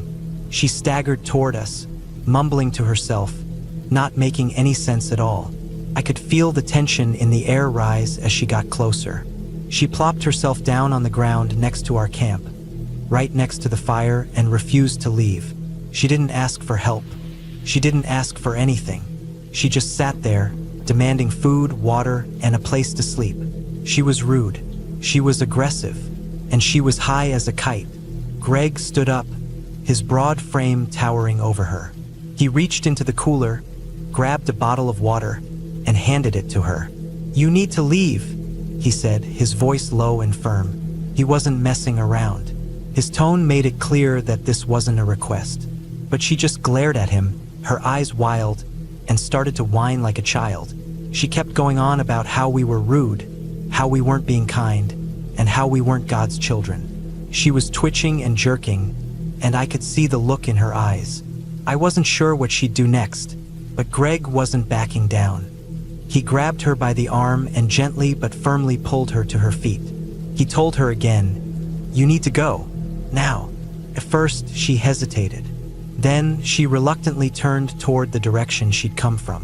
She wasn't happy about it, but she finally started to walk away. She dropped the water bottle we gave her on the ground and cursed us out one more time. We could hear her as she walked off into the night, still yelling about how rude we were and how we were the worst people she'd ever met. I hoped that was the last we'd hear from her, but that's when I realized something. As she disappeared into the darkness, a chill ran through me. There was no way she had just left. I could feel it in my gut. She was coming back. She already knew where we were. I couldn't shake that feeling, the feeling that something was wrong, that something wasn't over yet. We all sat around the fire trying to laugh it off, but none of us felt safe. Not anymore. It wasn't just about the woman. It was about what she represented. There were people like her out here, people who didn't play by the rules, people who lived in the shadows of the forest. I didn't want to think about it, but the truth was we were in their world now, and they didn't have to follow the same rules that we did. None of us slept that night. Every crack of a branch, every rustling of the leaves, made us jump. We listened for any sound that might indicate she was coming back. I kept telling myself it was fine, that it was over, but deep down, I knew the forest had a way of bringing back the things you thought you'd left behind. And sure enough, hours later, we heard her again. Her voice echoed in the distance, and it was unmistakable. She was back, and this time, I wasn't sure if we'd make it through the night unscathed. By morning, she was gone. We never saw her again. But I couldn't shake the feeling that we had narrowly avoided something worse. I had hoped my friends would learn their lesson. They didn't. They still think camping is all about the pretty lakes and the sunsets. But me, I know better. The forest doesn't care about your rules. It doesn't care about your plans. It's a place where people who don't fit into society go to hide. And if you're not careful, it can swallow you whole. We packed up camp and left early. I didn't say much, but I could feel the weight of the experience pressing down on all of us. It was a lesson learned the hard way, and I hope they'll never forget it. The forest is a beautiful place, but it's not for everyone.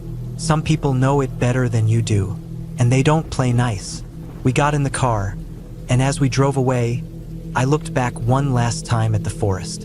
It looked peaceful from a distance, but I knew better. There were people out there, and I wasn't in any hurry to meet them again.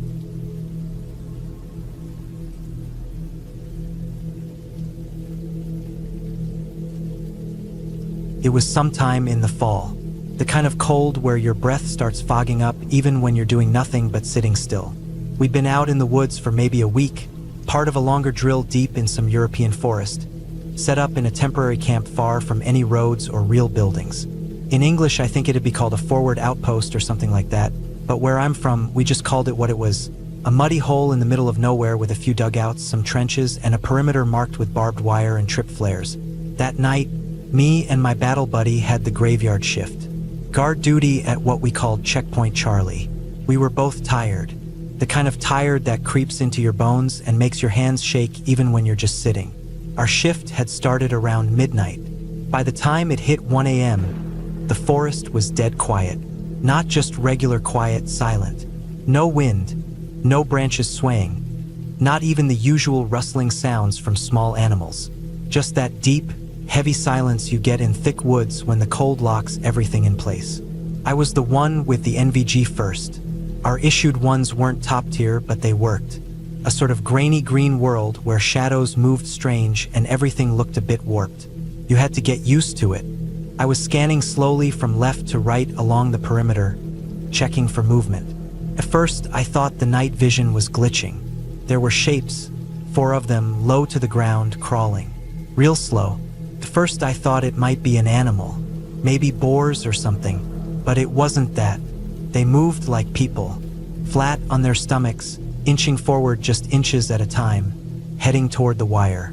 I watched them for a few seconds, not really believing what I was seeing. For figures, human-shaped, definitely crawling. They were spaced out maybe 5 or 10 meters apart from each other. No sound, just slow, deliberate movement. I passed the NVG to my buddy and asked him to look. He took one long look and his body stiffened. I didn't need him to say anything. He saw the same thing I did. We weren't briefed for anything like this. This drill wasn't supposed to have any activity tonight. No night maneuvers, no patrols, nothing. We were just supposed to man the checkpoints, watch the perimeter, and wait out our shift. I pulled out the radio and contacted our guard commander. Gave him a short, clear report for unidentified figures crawling toward our line. His reply was direct. No one was supposed to be out there. No exercises planned. No other squads on the move. He told us to keep watching and let him know if they got closer. So we did. I took back the NVG and kept eyes on them. They were still crawling. Not fast, not slow, just steady. A few more minutes passed. My heartbeat was speeding up. The cold didn't seem to matter anymore. The world outside that green circle in the night vision felt like it didn't exist. I watched the shapes getting closer to the edge of the tree line, maybe 70 meters out. Then I felt something shift inside me, like a gut instinct waking up after being asleep too long. I radioed back and told the commander I was going to make contact. He approved it, said to stay safe, follow protocol. I handed the NVG back to my buddy, loaded a round into my rifle, and climbed out of the trench. I stayed low and moved to the edge of the camp, right where the trees opened up into a narrow clearing. The night was pitch black. Without the goggles, I couldn't see anything beyond a few feet, but I knew where they were. I stopped just outside the wire, rifle raised, and called out a warning, loud, sharp, just like we'd been trained. I told them to stop, raise their hands, and identify themselves. My voice echoed strangely in the forest, bouncing off trees and dying somewhere in the distance. No reply, nothing moved. My buddy, still in the trench with the NVG, confirmed they were still there, still crawling. I repeated the warning.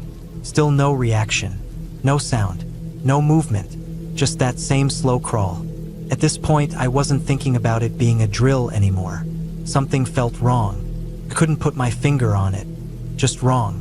Then I heard footsteps behind me, fast, heavy. Our guard commander was running down the trench line. He had his sidearm out and his own NVG on. He came up right next to me, looked out into the darkness through his goggles, and cursed under his breath. He saw them too. Without saying anything, he stepped past me and headed straight out toward the clearing. His boots crunched on frozen leaves. I kept my rifle up, eyes scanning the dark.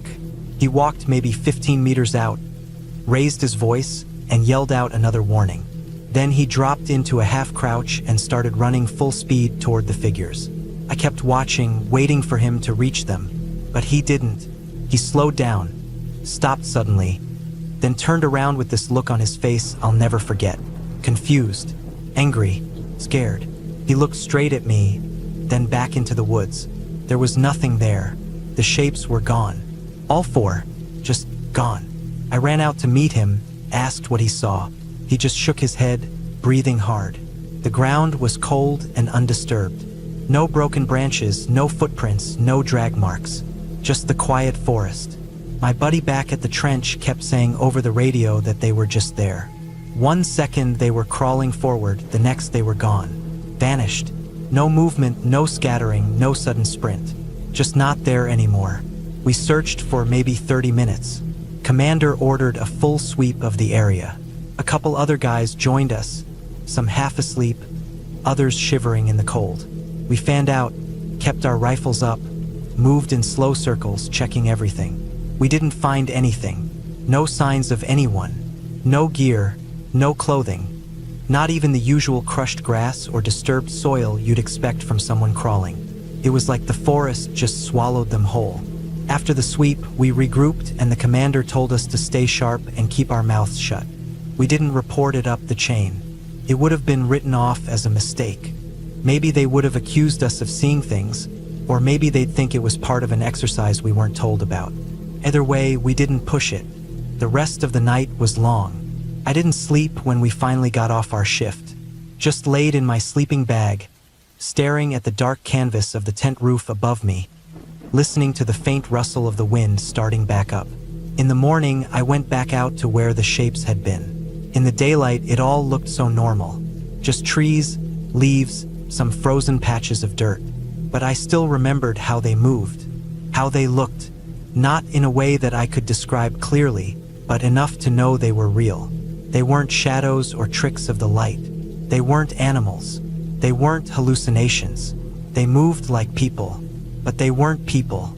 I spent the rest of that deployment trying not to think about it. Tried to tell myself it was a mistake. Maybe some other squad that got lost or decided to test us. Maybe some locals messing around. But none of that made sense. Not how they moved, not how they vanished, not how absolutely silent they were. Nothing fit. Even now, years later, I still don't have an answer. Every once in a while, I'll be walking at night or sitting somewhere dark, and I'll remember that feeling. That gut-deep knowledge that something was crawling toward us. Something with a purpose. Something that shouldn't have been there. I don't believe in ghosts or any of that. But I do believe in things that don't make sense. In people doing things they shouldn't. In things happening that leave no trace. That night was one of them. No matter how long I live, I know I'll never explain it. And I think that's what bothers me the most. Not that it happened, but that I'll never know who or what it was or what they were trying to do. That silence, that stillness, it stays with you.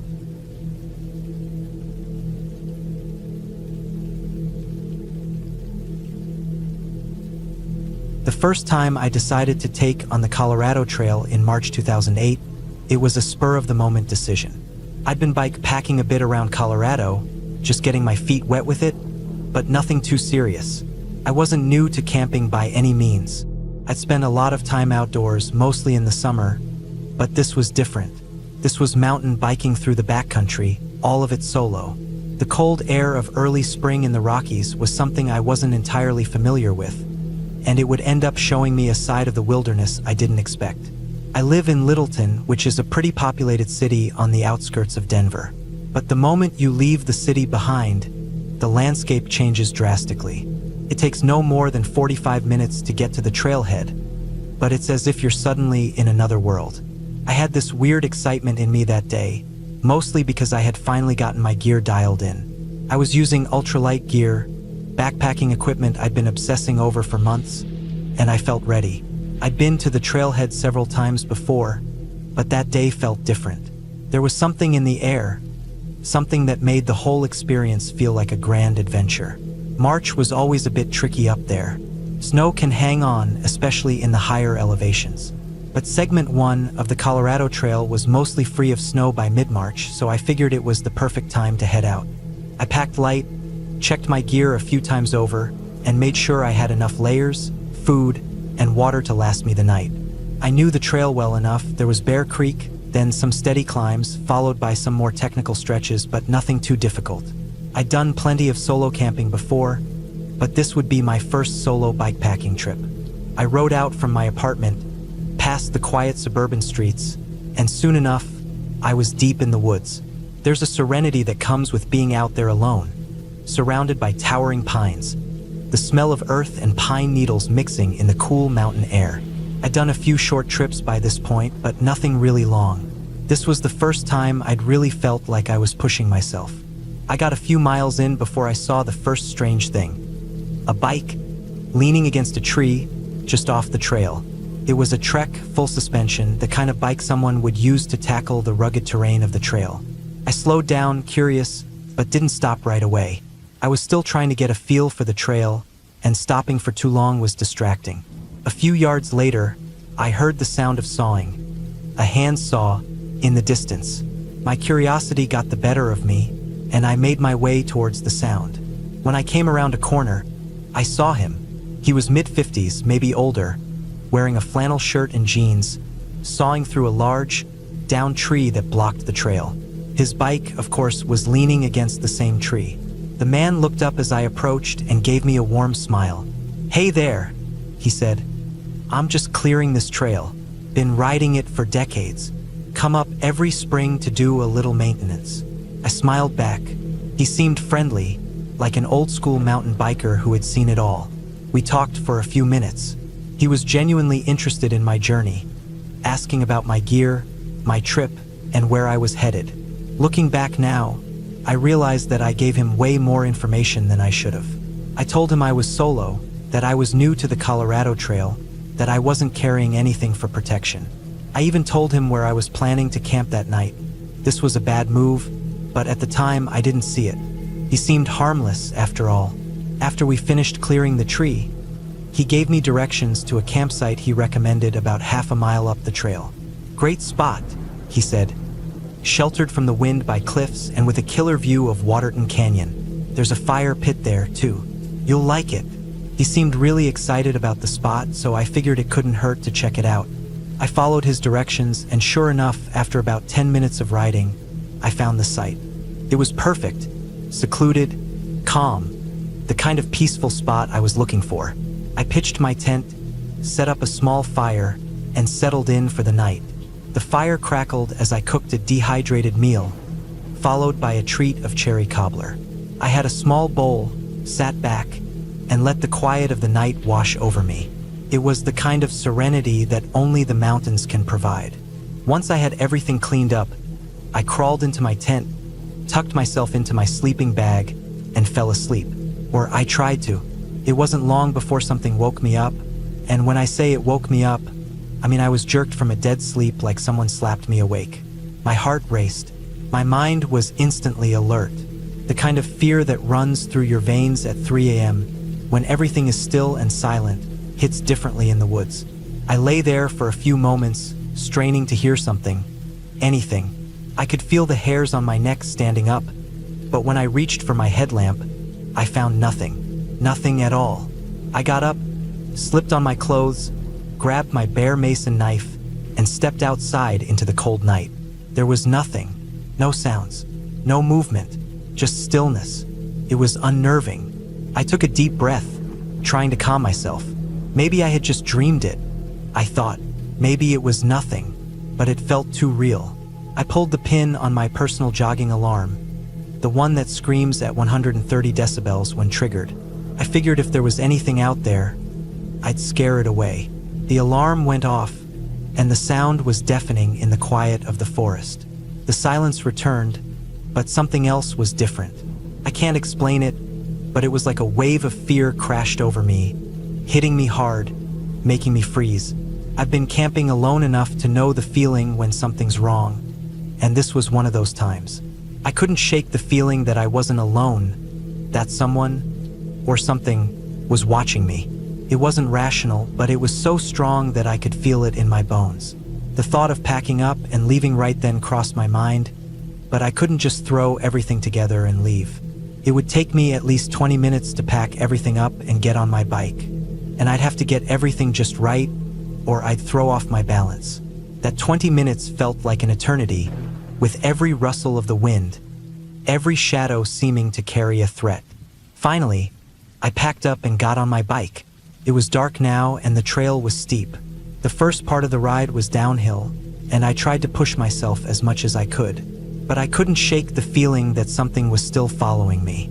I kept hearing twigs snap, and I swear I could hear footsteps just off the trail. The hair on the back of my neck stood up again. Whatever was out there, it wasn't just a bear. I reached the steep incline that led up to Lenny's Rest, a place where I could catch my breath before the final stretch. I slowed to a stop and grabbed my bike, trying to calm my nerves. But then I heard it, something running uphill towards me, fast. Something large, crashing through the forest like it was coming straight for me. My heart dropped into my stomach. I didn't stop to think. I slammed my bike into gear and took off, pushing myself harder than I ever had before. I had no choice. My mind was running on pure instinct, and everything inside me screamed that I needed to get away. The trail ahead was steep, winding with sharp switchbacks, but I didn't care. I was flying. Every nerve in my body was focused on getting away. The sound of the creature following me was still there, but I was too far ahead now. I reached the final stretch, the smooth downhill section of the trail, and I pushed my bike as fast as I could, carving the turns with precision. I didn't look back. I just focused on the trail ahead, my body moving on autopilot.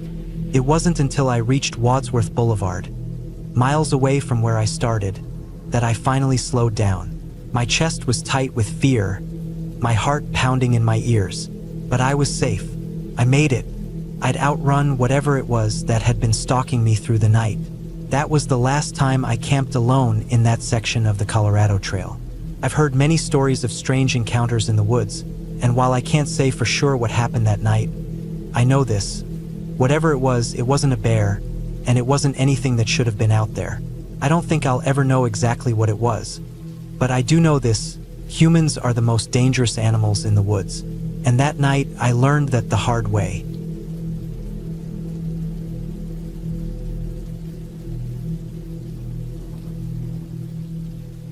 We had been in the Santa Barbara backcountry for 3 days, camping in a secluded spot far off the trail. It wasn't an easy hike, A good 10 miles in from the trailhead, where the terrain got rougher and the trail less distinct. There were just 3 of us, my friends Mark and Greg and me. We'd all been camping together before, but this was the first time we'd ventured so deep into the mountains. We had planned the trip for months, and though it was a challenge, we'd all been looking forward to it. The first 2 days had been pretty standard. Hiking, setting up camp, eating too much freeze-dried food, and talking about life. But as the 3rd morning arrived, things began to feel different. It was the last day of the trip, and we were just packing up camp, trying to make sure we had everything before heading out. The weather was perfect. Clear skies, the air still, the sun just starting to rise high enough to warm the cool morning air. The only sound was the crackling of the dying embers in the fire pit and the distant chirping of birds. We hadn't seen anyone else around for the entire trip. That's one of the things we liked about this spot. It was far enough in that you rarely bumped into anyone else. It was one of those places that felt like it belonged to you and you alone. A place to be alone with nature, away from the crowds. That morning, as we were making breakfast, I heard something strange. At first, I thought it was just the usual morning sounds of the forest. Some rustling in the trees or the soft whoosh of the wind, but it was different. It was a noise that didn't quite match the usual rhythm of the forest. I turned to Greg and Mark, both of whom were stirring their coffee, and nodded toward the hillside above us. I could hear voices, faint at first, carried by the wind. I wasn't sure if they were real or just my imagination, but it was unsettling. I strained to listen, and sure enough, I could hear the murmur of voices coming from up above, somewhere on the hillside. At first, I thought it was just a couple of hikers coming down the trail, but there was something off about it. The voices didn't seem to be getting any closer. They weren't getting louder either, which struck me as odd. You'd expect them to get closer as whoever was talking made their way down the trail. But no, the voices stayed just as distant, echoing faintly through the trees. As I stood there listening, I realized something even stranger. They weren't coming down the trail at all. They were on the hillside above us, and the conversation felt like it was directed at us. Too casual to be hikers, too deliberate, like they knew we were here and they were watching us. I don't think I was the only one who felt the weirdness of the situation. Mark stopped stirring his coffee, his eyes narrowing as he listened too. Greg was still focused on his gear, unaware of what was going on around him, but something about the tension in the air made me uncomfortable. We kept packing up, trying to ignore the unsettling feeling growing in the pit of my stomach. I couldn't help but feel like we were being watched. I didn't want to make any assumptions, but the more I thought about it, the more I felt like those voices had been there longer than we realized, maybe even longer than we had been awake. We were so deep in the backcountry, there wasn't supposed to be anyone around. After an hour or so, we finally saw them. 2 men appeared from the trees above, walking down the trail toward our camp. The sight of them was almost a relief. Finally, human contact. But then I noticed something off about them too. They were both middle-aged, with rough, weathered faces, carrying rifles and big, heavy backpacks. The first man was short and stocky, with a thick beard, while the second was tall and thin, his face pale under the shadow of a baseball cap. They didn't seem like hikers at all. There was something about their presence that felt strange, like they didn't belong in the wilderness in the same way we did. They walked with a deliberate slowness, and their eyes scanned the camp, taking everything in. The stocky one was the first to speak. He didn't offer a greeting or even an acknowledgement of our presence. Instead, he asked in a gruff voice, "So, what kind of weed you guys smoking?" Caught me off guard. I wasn't sure how to respond, and for a second, I thought maybe I misheard him. I glanced at Greg, who just shrugged and tried to laugh it off. "Oh, just some swag," Greg said, trying to make light of it. "We just finished it off." Without a pause, the stocky man reached into his shirt pocket and pulled out a small pipe, grinning as he said, "Well, we'll just have to smoke mine then." He handed the pipe to Greg, who, after a moment of hesitation, took a hit, then passed it to Mark. Mark took a hit too, but when it came to me, I refused. I don't know why. I wasn't in the mood, or maybe it just didn't sit right with me, but I said, "Nah, I don't smoke." The stocky man didn't seem to mind. He just nodded and tossed the pipe back into his pocket. But then, in a move that felt strangely possessive, he asked me to hold his backpack. It wasn't a polite request, it was more of an order, like he expected me to do it. He slung it off his back and threw it at me without any warning, the weight of it surprising me as it landed on my hands. The backpack was heavy. I hadn't expected it to be so heavy, and as I looked down, I saw that there were antlers sticking out of the top of the bag. Blood dripped down the side. I had no idea what kind of deer it was, but it was clear they had butchered it in the backcountry. It smelled like raw meat, and I felt a knot in my stomach. "How much do you think that weighs?" the stocky man asked, his eyes fixed on me. I looked down at the backpack, trying to judge its weight. "Maybe 35, 40 pounds? I said. "Dead on," he replied, sounding pleased. "We butchered it up there. Got ourselves some meat to bring back. Good hunting." He nodded toward the antlers, as if to validate his pride in the kill. By now, Keith, the taller and quieter man, had said nothing. He was still standing a little off to the side, just watching, his face unreadable. It made me uncomfortable, but I didn't want to seem rude. The whole situation just felt weird. These guys weren't out here for the same reasons we were. They weren't here to enjoy the wilderness. They were here for something else entirely, something I couldn't put my finger on. The stocky man introduced himself as Ralph and gestured toward Keith, who finally spoke. "Keith," he said in a low voice, offering a brief nod. They went on to explain they were childhood friends from Santa Barbara. Every year, they met up for a hunting trip in this area. Keith was married to a district attorney in Santa Barbara, while Ralph lived up near Yosemite, inspecting power lines through the mountains. It all sounded like a bit of a strange life, but they seemed comfortable with it. Ralph and Keith stayed for a while, talking to us about their hunting trips and their lives. They weren't unfriendly, just odd. As the conversation continued, I couldn't shake the feeling that something was off about them. They were friendly, sure, but their presence seemed invasive, and the way they watched us. It was like they were trying to gauge something, sizing us up in a way I didn't quite understand. I didn't know if it was just their demeanor, or if it was the isolation of the place, but something in my gut told me that I needed to stay alert. Eventually, Ralph and Keith left, heading back up the trail the way they came. They didn't wave or say goodbye. They just turned around and began walking, disappearing into the trees. We watched them go, and for a while, none of us spoke. We packed up the rest of our gear in silence, the weight of the encounter hanging in the air. I couldn't shake the feeling that something wasn't right. Maybe it was the way they appeared out of nowhere, or how they seemed to know we were there before we even saw them, but I had the distinct impression that we had been in the wrong place at the wrong time. We finished packing up, and as we started the long hike back to the trailhead, I couldn't help but glance over my shoulder a few times, half expecting to see Ralph and Keith following us, or maybe just watching from the trees. But there was nothing, just the rustling of leaves in the breeze and the soft crunch of our boots on the trail. As we made our way back to the car, I couldn't shake the feeling that we had narrowly avoided something much worse. We didn't talk about it much, but as we neared the trailhead, I could see the tension in Mark and Greg's faces. We'd all felt it, the weirdness, the strange encounter, and it wasn't something that was easy to brush off. We made it back to the car without any further incident. I didn't feel particularly relieved, but I was glad to be leaving the backcountry behind. I still don't know what those men were up to, but in the end, I think I made the right call by refusing their offer to smoke. Some people you just don't trust, no matter how friendly they seem at first. I've been back to that part of the mountains a few times since then, but I always keep my distance from the areas where we met Ralph and Keith. I don't know if they meant us harm, but I didn't stick around to find out. Something in my gut tells me that we were lucky to get out of there unscathed.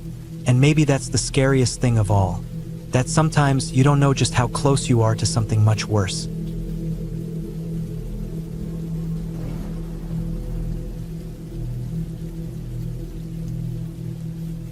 We'd had the cabin for years. It wasn't anything fancy, just an old single-wide mobile home parked on a clearing in the deep woods of northern Michigan. The kind of place people drove past without even realizing it was there. My parents bought it when I was a kid. It didn't have running water, and the power was a pain to deal with since it was wired through an outdoor electrical box that needed to be manually flipped on each visit. Still, it was our family's spot. Isolated, quiet, peaceful until recently. Over the past year or two, strange things had started happening up there. Nothing dramatic at first, just little things that were easy to shrug off. Stuff would be moved around or missing altogether, even though no one had visited in weeks. Sometimes, it felt like the door latch had been forced or a window looked like it had been opened and closed again without anyone mentioning it. At first, my family just thought it was animals or maybe a trespasser. Someone from town who found it and used it as a party spot when we weren't around. My dad put a new padlock on the front and back doors, and we started checking everything more carefully when we left. But then the police had to come out. My uncle had gone up there one weekend and found the inside totally torn apart. Nothing stolen, but furniture knocked over, drawers open, blankets and clothes thrown around like someone had gone through everything in a rush. No signs of forced entry. No footprints that he could see. The sheriff walked around the place and told us maybe it was a bear or a raccoon or a porcupine looking for shelter, but it didn't sit right. We stopped using the cabin for a while after that.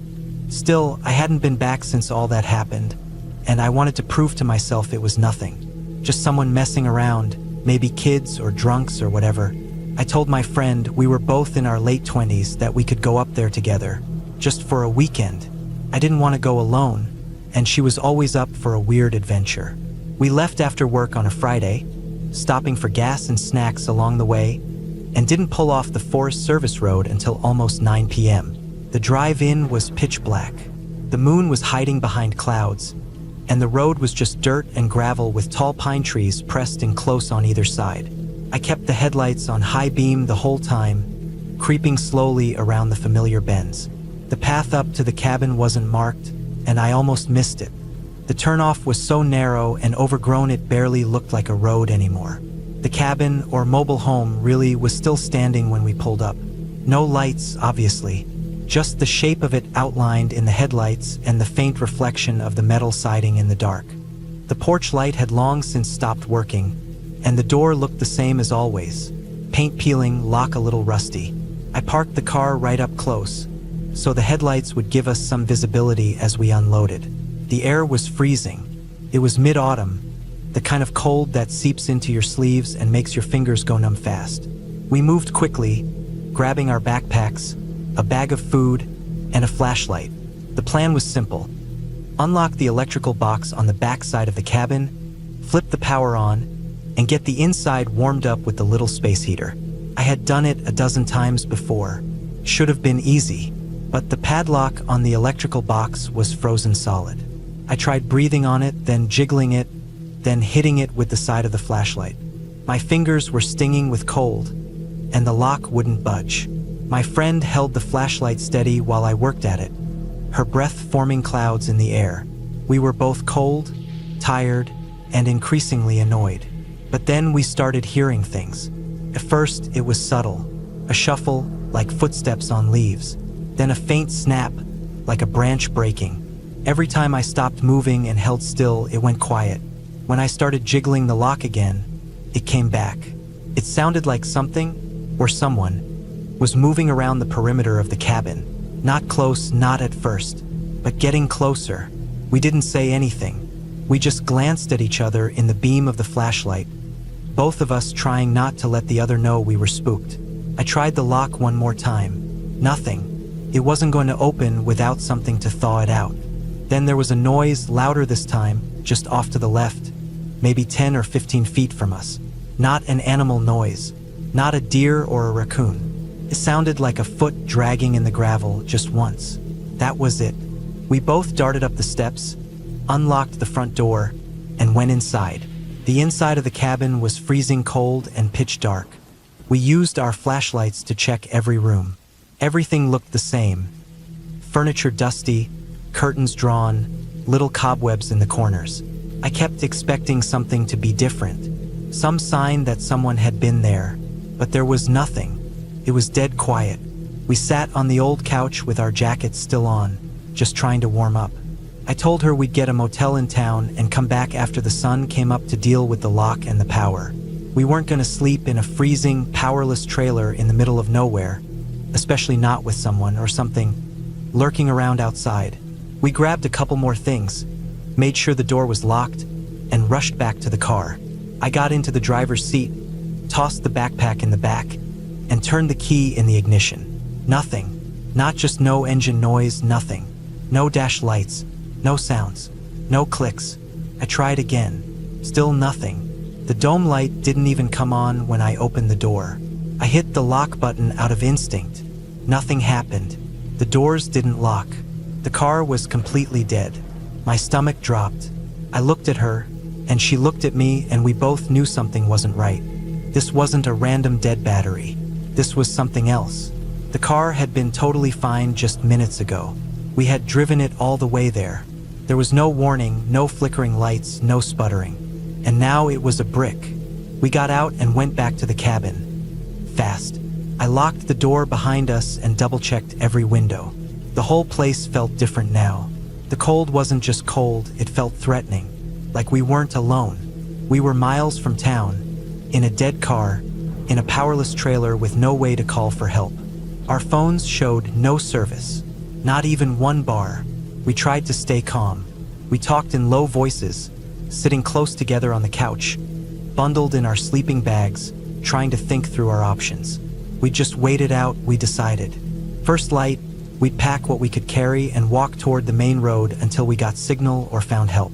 We had enough snacks, a few bottles of water, and layers of clothes. It would be fine. It had to be, but it didn't feel fine. We heard the first knock maybe an hour later.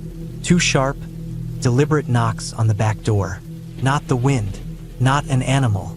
It was the sound of someone using their knuckles and hitting the metal door twice. We froze. Neither of us moved. We just sat there in total silence, our heads turned toward the back of the trailer. Nothing followed. No more knocks, no footsteps, no voices, just silence again. But the worst part was knowing someone was out there, that they had waited until we were quiet to do it, that they wanted us to know they were there. Time passed. I don't know how long. We whispered a few things back and forth, mostly plans. Stay quiet, don't make noise, keep the flashlight ready. Then something hit the window on the side of the trailer. One loud smack, like a palm or fist slapping the glass. We didn't move. The sound echoed in my ears.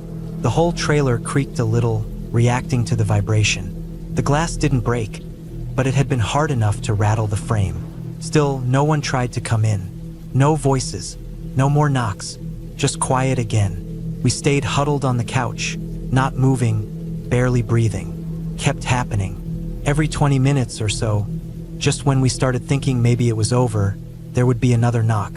A different window each time. Sometimes it was light, just enough to make noise. Other times it was louder, like a fist hitting harder.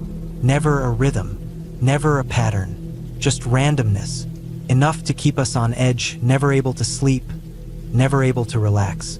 We didn't turn on the flashlight anymore. We just sat in the dark, watching the windows, listening. I could feel every creak in the old trailer, every shift in the wind. I imagined shapes moving outside, but I didn't look.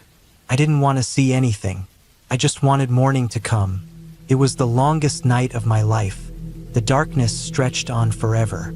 Every time I thought it might be close to dawn, I'd peek at the tiny glow in the dark hands on my watch and realize only minutes had passed.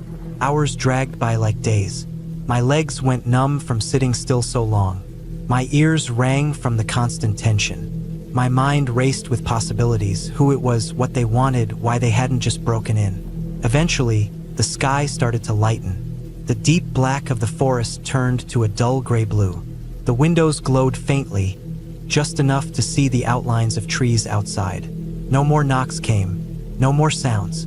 We waited until the sun was fully up before we moved. I stepped out first. The cold air hit me like a wall, and the frost on the ground crunched under my boots. I looked around. Nothing. No foot.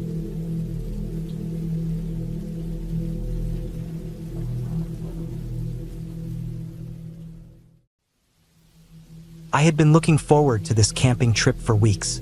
It was supposed to be a peaceful getaway, a chance to escape the bustle of everyday life with a few good friends. We'd chosen a remote campsite in the English countryside, far away from the usual crowd. The kind of place where the only sounds at night were the wind rustling through the trees and the occasional hoot of an owl. No one else was supposed to be there, just the four of us, tucked into a small clearing surrounded by thick woods. The first night was just like I had imagined. We set up our tents, cooked a simple dinner, and sat around the fire, enjoying the quiet. The kind of quiet that fills your ears with ringing, the type you rarely get in the city. I remember how peaceful everything felt. The cool evening breeze, the crackling fire, and the distant hum of nature all around us. After a while, we all headed to our tents and fell asleep without a second thought. The whole world outside seemed to be perfectly still. I woke up suddenly at around 4 a.m. My mind was foggy from sleep, and I could hear the faint sound of movement coming from outside my tent. It wasn't the usual rustling of animals. This was something deliberate. My heart began to race as I tried to shake off the remnants of sleep and listen more closely. The noise was muffled but clear enough to tell that someone was walking near our campsite. Not just walking, there was a deliberate pace to it, like they were trying to be quiet, but not quiet enough. I wasn't sure if I was imagining things, but then I heard a faint rustling, like fabric brushing against leaves. The sound was getting closer. My breath hitched in my throat. Whoever it was, they weren't trying to sneak past us. They were circling the campsite like they were checking it out, as if they knew exactly where we were. Panic hit me like a wave, and I froze, straining to hear any more clues about what was going on. Then, through the fabric of my tent, I saw it. A light. At first, it was small, faint, just a tiny glow moving near the edge of my tent. My heart skipped a beat. I knew that light. My friend Sam had described it to me earlier. He'd been out to the toilet block just after midnight, and he said he had seen a similar light, an LED at head height, moving around like someone was out there, walking in the dark. At first, he thought it might have been another camper, but when he froze to watch it, the light darted off quickly.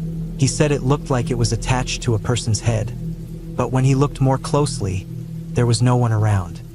He'd come back to the tent in a hurry, and I could see he was rattled. I thought maybe he had been imagining things. I tried to convince myself that maybe it had been a reflection of his headlamp off an animal's eyes or something natural like that. But in that moment, seeing the same kind of light, I wasn't so sure. I could see it clearly now. It was bright, almost yellow in color, and just above my head, just beyond the fabric of the tent. Below it was another light, a darker green one. Both were moving in sync, like someone was standing just outside my tent, looking around, trying to stay hidden. I felt a chill crawl up my spine as the realization hit me.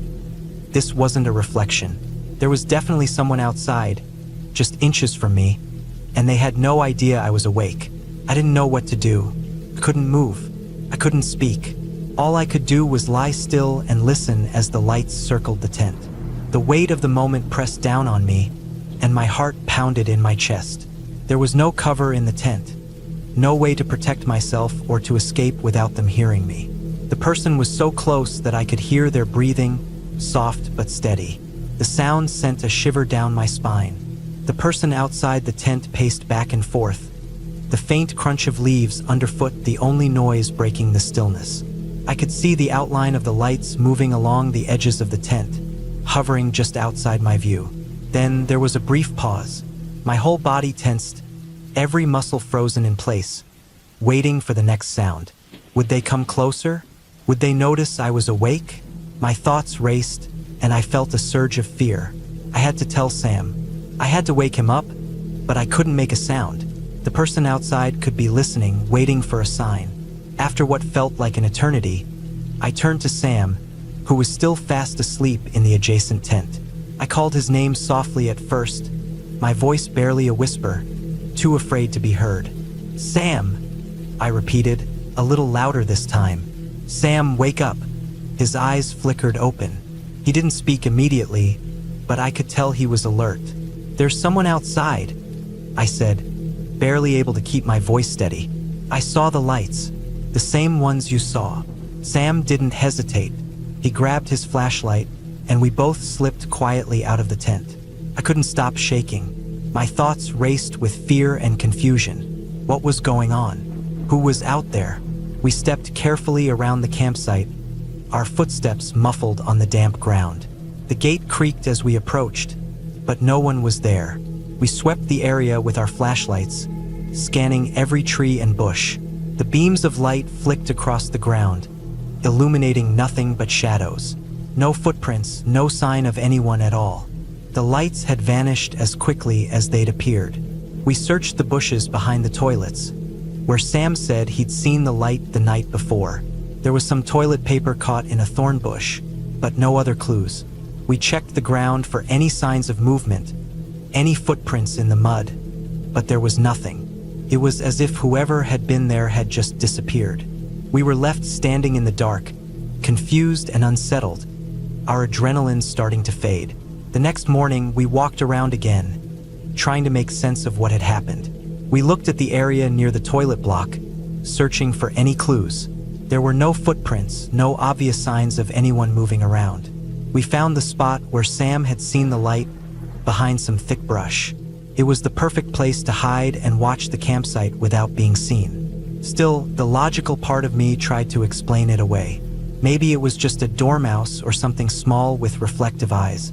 Maybe it had been a trick of the light. But I knew deep down that it wasn't. I had seen those lights clearly.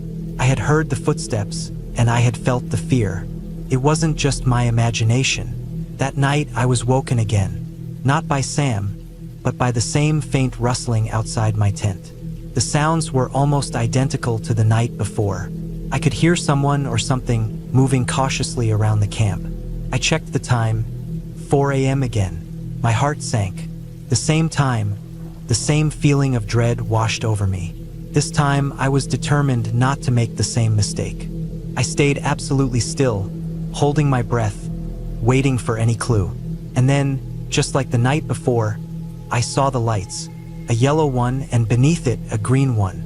They were hovering at head height, clearly attached to someone's head.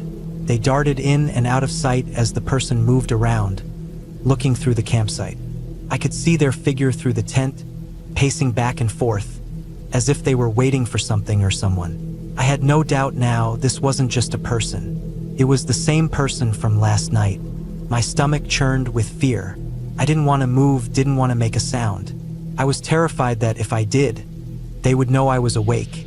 And then what? What were they planning? Why were they here?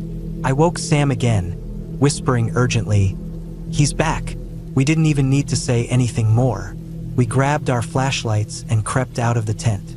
This time, we heard the gate clang as we stepped out, and I knew the person was gone. The campsite was silent once again. We searched for a while, but found nothing. No one was there. It felt like we were chasing shadows, searching for something that wasn't real, even though we both knew it was. The rest of the night passed in uneasy silence. We sat huddled in the darkness, staring into the woods, but no one came. We waited, listening to the wind, hoping we wouldn't hear the telltale rustling again. By morning, we were all exhausted and on edge. We couldn't shake the feeling that someone had been watching us, that we had been exposed in a way we didn't fully understand. We packed up quickly, eager to leave the site behind us. As we drove away, the distant woods seemed to close in on us, a reminder of the unease we'd felt in that remote, isolated place. I don't think I'll ever go camping again. Not like that. There's something unsettling about being so far from the world, so vulnerable to whatever might be lurking in the dark. All the times I thought I heard something but dismissed it as the wind now seemed like a warning I didn't heed. Maybe I was just lucky nothing happened, or maybe we just weren't the target. Either way, it's a trip I'll never forget. I still hear the rustling sometimes when I'm alone at night, and I wonder who was out there, watching us. Maybe they were just curious. Maybe they meant us no harm, but I'll never be sure.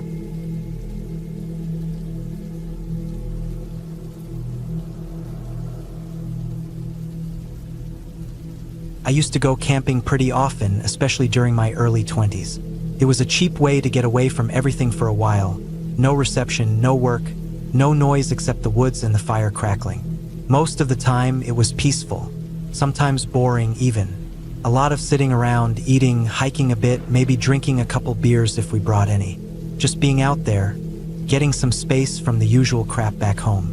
Never had anything that really got under my skin. This one trip was supposed to be like that. Nothing special. Me and my buddy Alex had gone out to a place we'd camped a few times before. It wasn't a formal campsite, not with toilets and picnic tables or anything like that. Just a clearing off a narrow dirt road deep in one of the state parks. Big enough for a couple tents and a truck to park. There was a fire pit someone had made with old rocks and metal bits stuck in the ground. I think people had been camping there for years. It was late September. The air was just starting to get cool at night, which I liked. Fewer bugs, better sleep. I brought my usual stuff: tent, sleeping bag, folding chair, a cooler with some food, a little propane stove, lanterns, and the usual tools. Alex drove up in his truck, an old dark blue Chevy that ran like crap but never seemed to die. He had his tent, sleeping bag, and more food, so we figured we were set. We arrived maybe around 5:30 p.m. Sun was low but not close to setting. Took us about half an hour to set up both our tents, gather up some firewood from around the site, and get the food out. That night we grilled some sausages and made instant mac and cheese. Nothing fancy. We ate, sat by the fire, and talked for a while. I think we went to bed around 11 or so. Here's the thing, I didn't drink that night. Neither did Alex. I remember that clearly because we were both trying to take a break from it after a rough weekend before. So we had water and soda, nothing that would mess with our heads or make things hazy the next morning. I was sharing the tent with Alex. His tent was a little bigger than mine, so we just brought both our sleeping bags into his to save space. It was a tight fit but manageable. There's something about sleeping outside that usually knocks me out. Maybe it's the fresh air, or maybe it's just the absence of distractions. Either way, I tend to sleep heavy when I camp. That night was different. I don't know exactly what time it happened. I had this dream and it felt unusually vivid. In the dream, I was asleep in the tent, just like in real life. It wasn't one of those dreams where things are strange or blurry. It felt like I was exactly where I was. I could hear the wind through the trees, the faint rustle of leaves outside, even the occasional creak of the tent fabric shifting. Then I heard something walking outside. It wasn't running or stomping, just soft, deliberate steps in the leaves. Not a squirrel or raccoon sort of sound. Something heavier. At first, I thought it might be a deer, but deer usually move quicker and more nervously. Whatever this was, it was slow, careful. I remember focusing all my attention on the sound, trying to figure out whether it was a person or some kind of animal. It was right outside the tent, circling slowly. The footsteps paused every few seconds, like it was stopping to listen. That part hit me hard. It felt like whatever was out there was listening for something. As I was concentrating on that sound, something pressed up against the side of the tent, right next to my head. It wasn't fast or aggressive, just this firm pressure against the canvas wall. Not a hand exactly, but broad and solid, like someone leaning in. I flinched back immediately, trying to get away from it. My heart was pounding in my chest. I felt this wave of cold run through me. Then I woke up, just like that. It was morning. Sunlight was coming through the tent walls, giving everything that soft yellow glow. I could hear birds. No sound of movement or anything weird. I sat up slowly, still caught in that dream feeling. My heart was still going pretty fast, and my back was damp with sweat. Alex was already stirring next to me. He looked groggy, but as I sat up, he did too. I don't remember saying anything right away, but I noticed he looked unsettled. We both sat there for a while in silence, like we were waiting to shake off the night. Eventually, I told him about the dream, the footsteps, the pressure on the tent, every detail. He went still. Then he looked at me with this weird look on his face.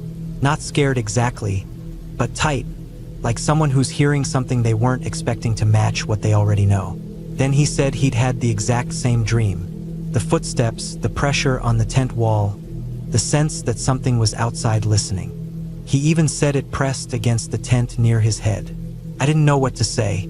I just stared at him. He looked pale, like he hadn't slept well. It wasn't just a similar dream, it was the same one. And neither of us had said a word about it the night before. We hadn't been drinking. We hadn't told scary stories. Nothing like that. We sat in silence for a while, then started getting dressed. We unzipped the tent, still not talking much, and stepped out. That's when we saw it. His truck was wide open. All 4 doors. Driver side, passenger side, back seats. Every door was hanging open like someone had come through during the night and rifled through it. Nothing had been stolen as far as we could tell, but things had been moved around. A water bottle was on the ground. A jacket that had been on the front seat was in the back. The glove box was open. Neither of us had touched the truck since the night before. I remember watching Alex lock it when we crawled into the tent. He always double checks his truck. It's just a thing he does. No chance we left it like that. We looked around the campsite. No tracks, no signs of people. The fire had gone out sometime in the night, but nothing looked disturbed except the truck. It's hard to describe the feeling we both had. Like the air had gone stale. It was still quiet out there, just the morning birds and wind, but it felt wrong. Like the woods were too quiet now that we noticed the truck. Neither of us said anything, but we packed up fast. We didn't even eat breakfast. Just shoved everything in the back of the truck and got out of there. The ride back was quiet.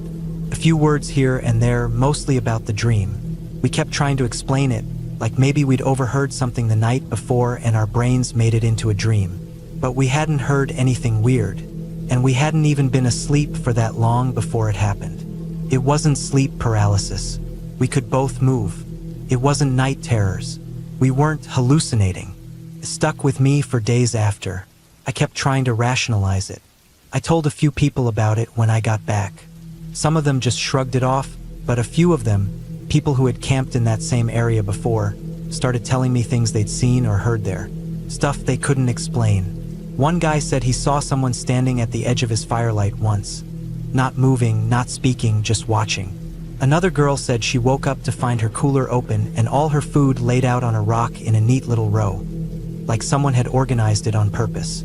Always little things. Nothing that screamed danger, but just off. I never went back to that spot again. Alex didn't either. We went on other trips after that, but always to new places. Places where nothing had happened before. That one night still bothers me. Not because of what happened exactly, but because there's no good explanation. We weren't drunk. We weren't scared before we went to sleep. We didn't talk about anything weird. We just had the exact same dream at the exact same time, and then found the truck open like someone or something had been there. The worst part is that it didn't feel evil or threatening. Not exactly. Felt curious. Like something came close enough to press up against us, close enough to open the truck and look around. But it didn't take anything. It didn't hurt us. It just watched. That quiet kind of interest, whatever it was, feels worse than if it had been something loud or violent. Something watching, listening, moving carefully and slowly just outside the tent, close enough to touch. I still go camping sometimes, but not alone, and not without checking that the tent is zip tight and the car is locked. Every time I wake up in a tent now, I wait a few seconds to listen, just in case. And I always park with the truck facing the road, just in case we need to leave fast.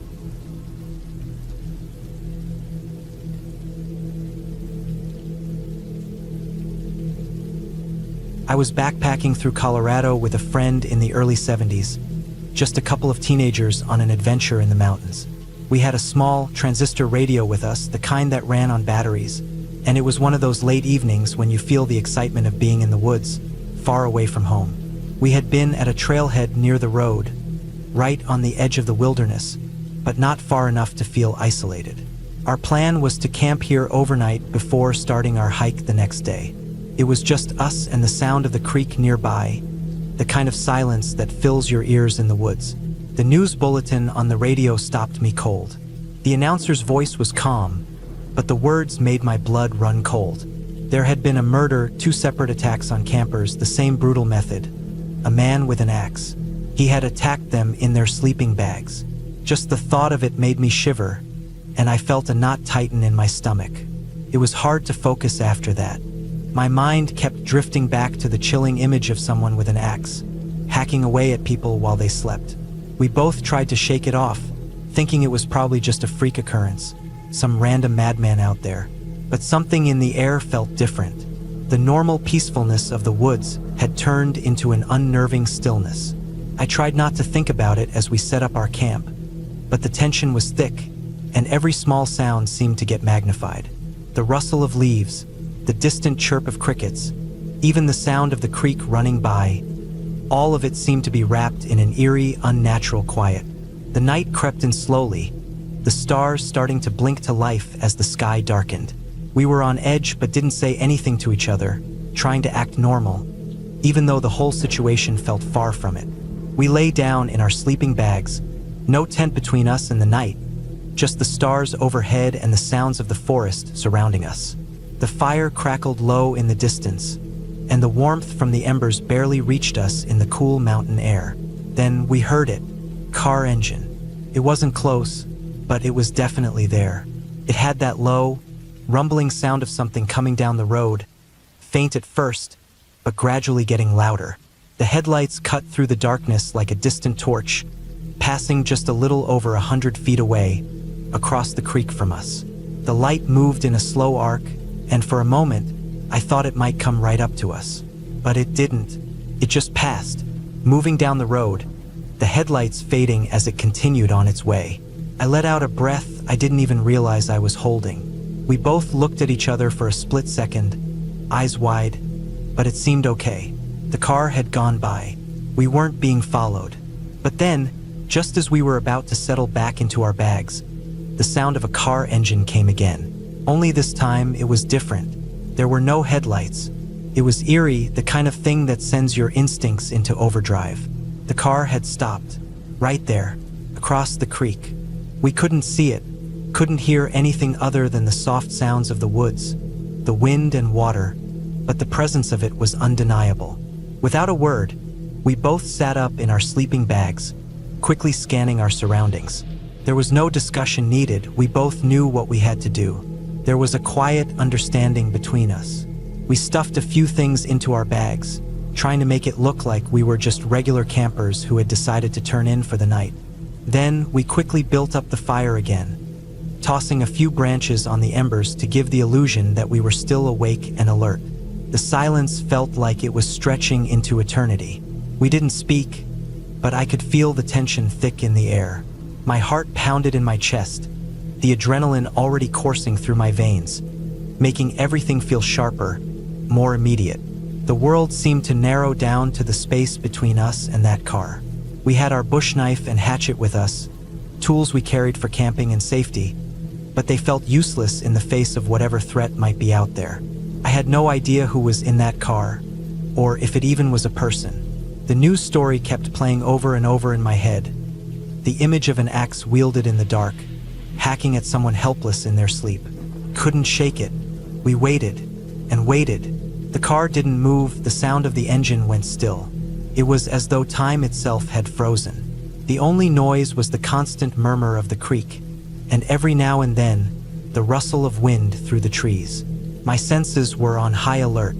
I could hear every snap of a twig, every flutter of a bird's wings, but no car engine, no movement, nothing. The whole world felt like it was holding its breath. The minutes stretched on for what seemed like hours, but I know it was only about 45 minutes before the sound of the car's engine finally hummed to life again. The headlights came on suddenly, blindingly bright, and for a moment, I could make out the silhouette of the car sitting there, facing us across the creek. It didn't move at first, but then the engine revved, and the car began to pull away, slowly rolling down the road in the opposite direction. I sat there, watching until the last sound of the tires faded away, until everything once again went silent. The air was thick with relief, but it wasn't complete. The fear, the unease, still lingered in my chest. We had stayed hidden in the rocks, barely breathing for almost an hour. I don't think either of us felt safe, but at least we hadn't been discovered, at least we hadn't been attacked. After the car left, we were both too wired to sleep. The adrenaline had left us tense, our hearts still pounding from the unexpected encounter. It was far too late to try to get any rest now, and after talking for a while about whether or not we should leave, we decided to break camp. It was nearly midnight, but we didn't want to stay in that spot any longer. We packed up quickly, gathering everything in silence. The fire was out now, just a few glowing embers left, and the world around us felt far too quiet. We decided to hike a few miles in, not far, but just enough to put more distance between us and that creepy stop across the creek. The dark trail seemed endless, the sounds of the night pressing in on us from all sides. We moved quickly, even though the darkness was thick and the mountain terrain was rough. But we had to keep moving. We found a concealed spot in a patch of brush, hidden enough that no one would find us unless they were really looking. We threw down our sleeping bags and lay in the dark, still too wired to sleep properly. I kept thinking about that car, about the axe-wielding killer, about the strange silence that had followed the car stopping. It was a long night, filled with strange thoughts, but by the time the first light of dawn started to break, we were both exhausted. The sun crept over the horizon, and we finally let ourselves rest for a few hours, not in a regular campground but tucked away in the brush. The day passed quietly after that, but I still couldn't shake the feeling of what might have happened if we hadn't taken action. If we had stayed in our sleeping bags like nothing was wrong. I never found out whether they caught the man who attacked those campers, or whether he went on to do worse. All I knew was that something in my gut told me we had been lucky that night. It was a relief when we finally made it back to civilization. The road was in sight, and I could almost feel the safety of it, the familiarity of people, and the knowledge that we were no longer alone out there in the wilderness. The radio had long since stopped broadcasting any updates, but I didn't need to hear anything more. What we had experienced was real, and it was enough to remind me of just how quickly things can turn from peaceful to terrifying when you're out in the wild, relying on nothing but your instincts to keep you safe. I never went back to that trailhead, never camped near a road without a tent again, and every time I hear about a similar story of a murderer on the loose, I can't help but remember that night. The dark, the silence, and the knowledge that danger can be closer than you think, just beyond the trees, waiting.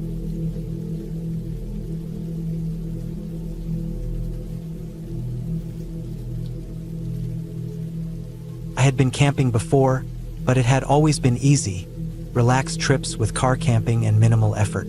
I'd never really thought about how hard backpacking could be, or how easy it was to get yourself into situations you couldn't just drive away from. This trip was supposed to be a weekend adventure with my boyfriend, a way to get out of the city and into nature for a while. It was supposed to be fun, simple, until it wasn't. The trouble started before we even got to the trailhead. The parking lot the map said we needed to find didn't exist. We drove around the mountain for what felt like hours, trying to make sense of the map.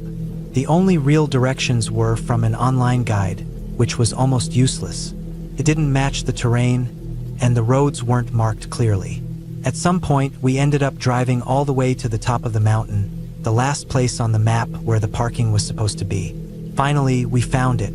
We parked the car at the top, gathered our stuff, and started our descent. The plan was to walk down the mountain, set up camp, and then hike back up the next day. Nothing too complicated. But when you're not prepared, or you don't really know what you're doing, things can go wrong pretty quickly. About an hour into our hike, we came across a man sitting on the side of the trail, cooking something on a small, cheap gas stove. He seemed harmless enough at first, just an odd guy out there in the woods, cooking by himself. But then he started talking. He asked if we knew where we were or if we could point him toward a certain place on the mountain. He said he was parked somewhere but didn't seem entirely sure of where, then started changing his story. First it was point A, then point B, and then another place altogether. It didn't make much sense. He said his friend had dropped him off and was going to pick him up at some point further down the trail. Then he mentioned a third friend who had gone back to the car to wait. All of it was disjointed and didn't add up. At first, I didn't think much of it. People get confused out in the woods, I figured. But then, I noticed something off. He didn't look like he was all there. His eyes were glassy, and there was something about the way he moved, slow and almost sluggish. I couldn't quite put my finger on it, but something about him seemed strange. We exchanged a few more words before we decided to move on. It wasn't worth staying there, so we said goodbye and continued down the trail. The trail wasn't easy to follow. It was poorly marked, and the maps we had didn't help much either. We ended up wandering a bit, unsure if we were still on the right path. After a while, We found ourselves on a horse trail with no signs or markers to guide us. It felt like we were making things up as we went along. We walked for a while longer, and when the sun started to dip low, we decided it was time to find a place to camp. We were both tired, and it was getting late. But just when we thought we had found a spot, we realized the trail was blocked on both sides by barbed wire. There was no way to camp there. We kept walking, looking for another place, and eventually stumbled upon a huge puddle in the middle of the trail. At this point, it was nearly dark, and we were both exhausted. So we turned around, figuring we'd head back to the point where the trail turned into the horse trail. Felt like the safest bet. That's when we saw him again, the man we had passed earlier. He was still on the same path, but now he was walking behind us only about 20 feet back. We were both uncomfortable, but we tried to shake it off. He was still talking, but his words didn't make much sense. He mentioned something about having heavy narcotics with him, fentanyl, and another one I didn't recognize. That's when I started to get really worried. Something wasn't right. He wasn't acting like someone who was just out for a hike. He wasn't just a lost camper. There was a danger in the air, something about him that made my skin crawl. Without saying anything to each other, my boyfriend and I made the decision to leave. We couldn't take any chances.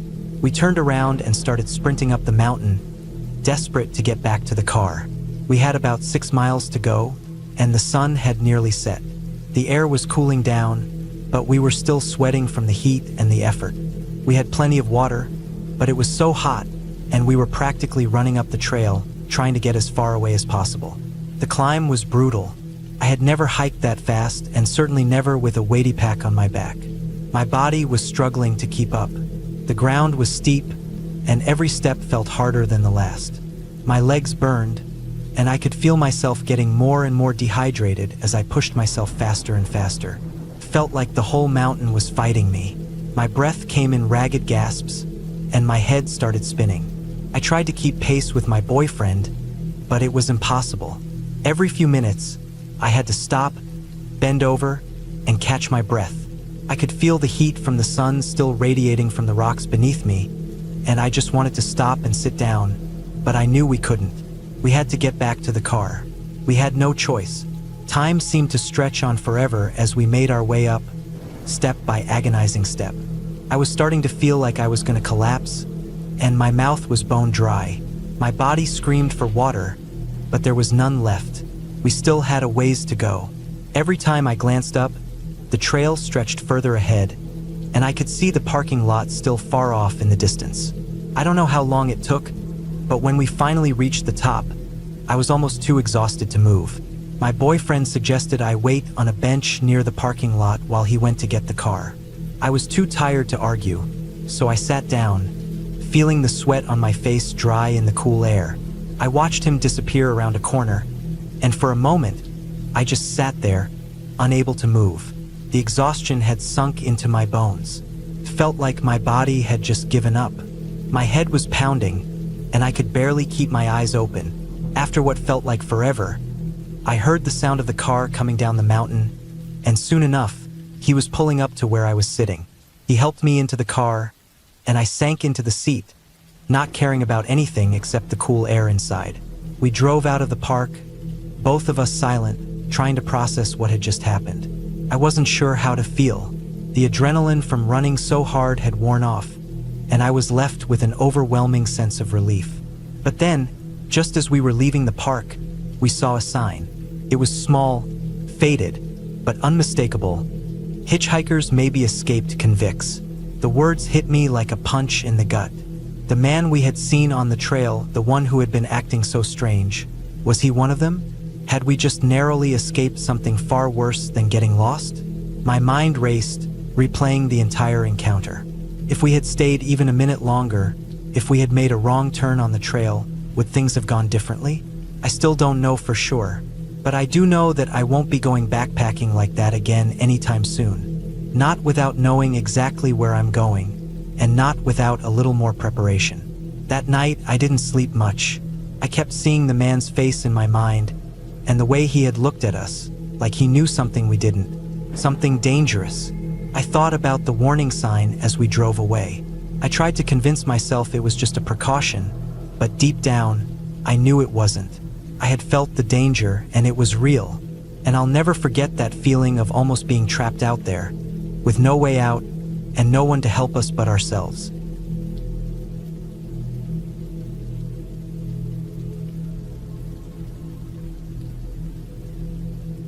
We were about 10 or 11 years old when we lived in a small campsite in the middle of the deep woods.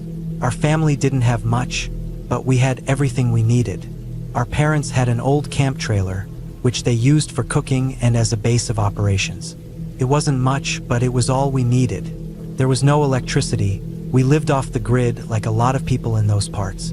We used a gas stove to cook most of our meals, but a lot of the time we just cooked over the fire, using firewood that Dad would chop down in the woods around the camp. My brother and I had our own place to sleep at night. It wasn't a tent, but it wasn't quite a cabin either. It was more like a cave. It was the camper shell from my father's old pickup truck, which he dragged out into the woods and placed over a hole dug into the side of a small mountain. The hole had been dug out by hand, with the ground soft enough that you could carve it out without much difficulty. The camper shell was placed over it, and it made a pretty decent place to sleep. We didn't have any mattresses or anything like that, but we had blankets, sleeping bags, and the soft dirt beneath us. It was simple, but it worked for us. The only light we had at night was from a couple of kerosene lamps, but they didn't do much to brighten up the space. The real light came from the fire outside, where we'd sit and talk at night, listening to the sounds of the forest. The deep woods had its own unique sounds. You'd get used to it. The wind would blow through the trees, making the leaves rustle. You'd hear the calls of owls or the occasional sound of something walking through the underbrush.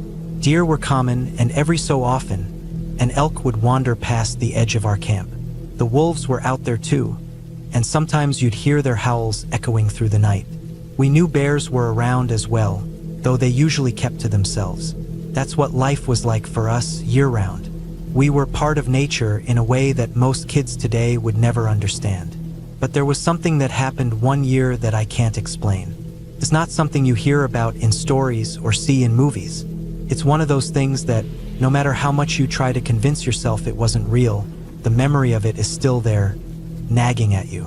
It started a few nights after we'd gotten settled into camp. My brother and I had been sleeping in the camper shell as usual. The nights were usually quiet, the only sounds being the crackling of the fire and the distant hoot of an owl or the rustling of leaves. We had our little routine, getting ready for bed, talking about whatever we'd done that day, and then falling asleep under the stars. But then, one night, something changed. I woke up suddenly. I don't know if it was the sound of something outside or if it was just some strange feeling in the air. Either way, I was awake. I looked over at my brother, who was still asleep, breathing quietly. The silence around us was broken by a sound that cut through the night like a knife. At first, I thought it was an animal. Maybe an elk, I thought. They make all sorts of strange sounds sometimes. But no, this was different. It wasn't a grunt or a low moan or a howl. It was a scream. I froze, listening. The scream came again, louder this time. It wasn't the cry of any animal I'd ever heard. It sounded like a baby, like a child screaming in absolute terror, the kind of scream that would stop your heart. But it wasn't just a baby's cry. It was wrong. There was something about it that didn't sit right, like it was too loud, too forceful. It felt as though it was coming from everywhere at once. From the trees, from the ground, from the sky. The scream repeated, again and again, each one louder than the last. It wasn't like any animal I'd heard. It didn't sound like a cougar or an elk or a wolf. It didn't sound like anything I had ever encountered before. I sat up quickly, my heart pounding. I turned to look at my brother, still asleep beside me. I wanted to wake him up, but I was frozen. There was something about that sound that made it hard to think. It was like a primal fear had taken over, and all I could do was listen. The scream faded for a moment, and then it returned, even louder this time. It was as if it was coming closer, as though something was circling around us, getting closer with each scream. My breath caught in my throat, and I felt a cold sweat break out on my forehead. What could make a sound like that? What kind of animal would scream like a baby in the dead of night? I glanced around, trying to see through the darkness outside. The fire had long since gone out, leaving only the faint glow of embers in the distance. I couldn't see anything. I couldn't hear anything except for the scream, which echoed in my ears and seemed to reverberate through the earth itself.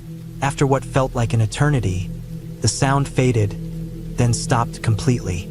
For a long moment, all I could hear was the pounding of my own heart in my chest. The woods were silent again, but it was a different kind of silence, an unnerving kind of silence, one that felt like something was watching us. I didn't sleep the rest of the night, neither did my brother.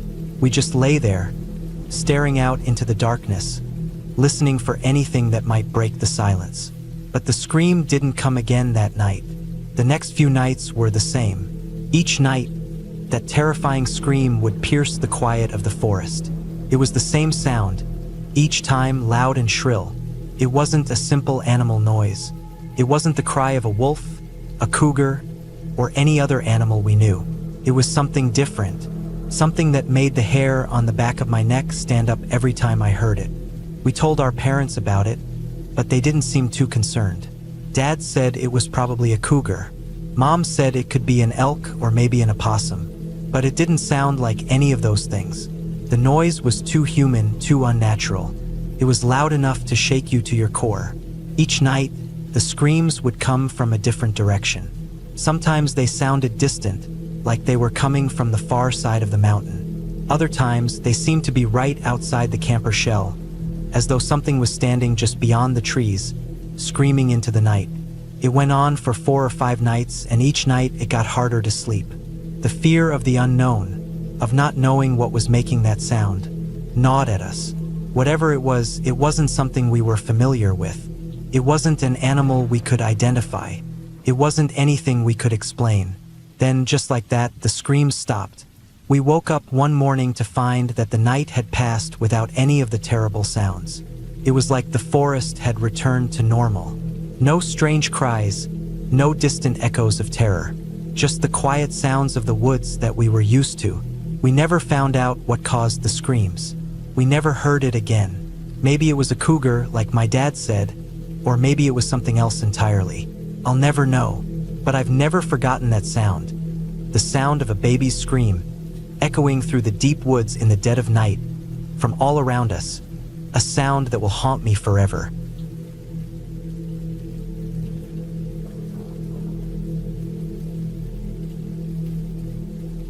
I had been skiing all morning on a quiet trail that looped through the mountain. It was one of those rare, cold days when everything was perfect. The kind of clear blue sky where you could see for miles, and the snow was packed just right for skiing. The slopes were mostly empty, which was fine by me. I was on my own, enjoying the freedom of carving my way through the untouched powder, feeling the crisp air whip against my face. The mountain was peaceful, and I felt like I was the only person in the world. After a while, I decided it was time to take a break. I was 16 at the time, not yet old enough to fully grasp the dangers of being alone in the wild, but I didn't think twice about it back then. I skied down a little hill to a spot I had noticed earlier, a small clearing with a large solitary tree. It seemed like the perfect place to sit down and take a rest. I took off my skis, buried them in the snow to keep them from getting buried under a new layer, and stuck the bottom of one of my poles into the snow so I could find them easily when I was done. I wasn't too worried about them being stolen. This was a secluded trail, and I hadn't seen anyone around for hours. The view from where I was sitting was breathtaking. The clouds were below me, forming a soft, white blanket over the valley. The mountains were sharp and towering, casting long shadows across the snow. The only sound was the wind and the occasional gust of air that rustled through the trees. It was quiet in a way that felt almost sacred, isolated from the rest of the world. I pulled out my ham sandwich from my pack and took a bite, feeling the cold air in my lungs as I chewed. I was so relaxed, so content. I hadn't realized how hungry I was until I started eating. The sandwich was simple, just a couple of slices of ham and some bread, but it tasted better than anything I could remember. I lit a cigarette afterward, leaning back against the tree and letting the smoke curl around me.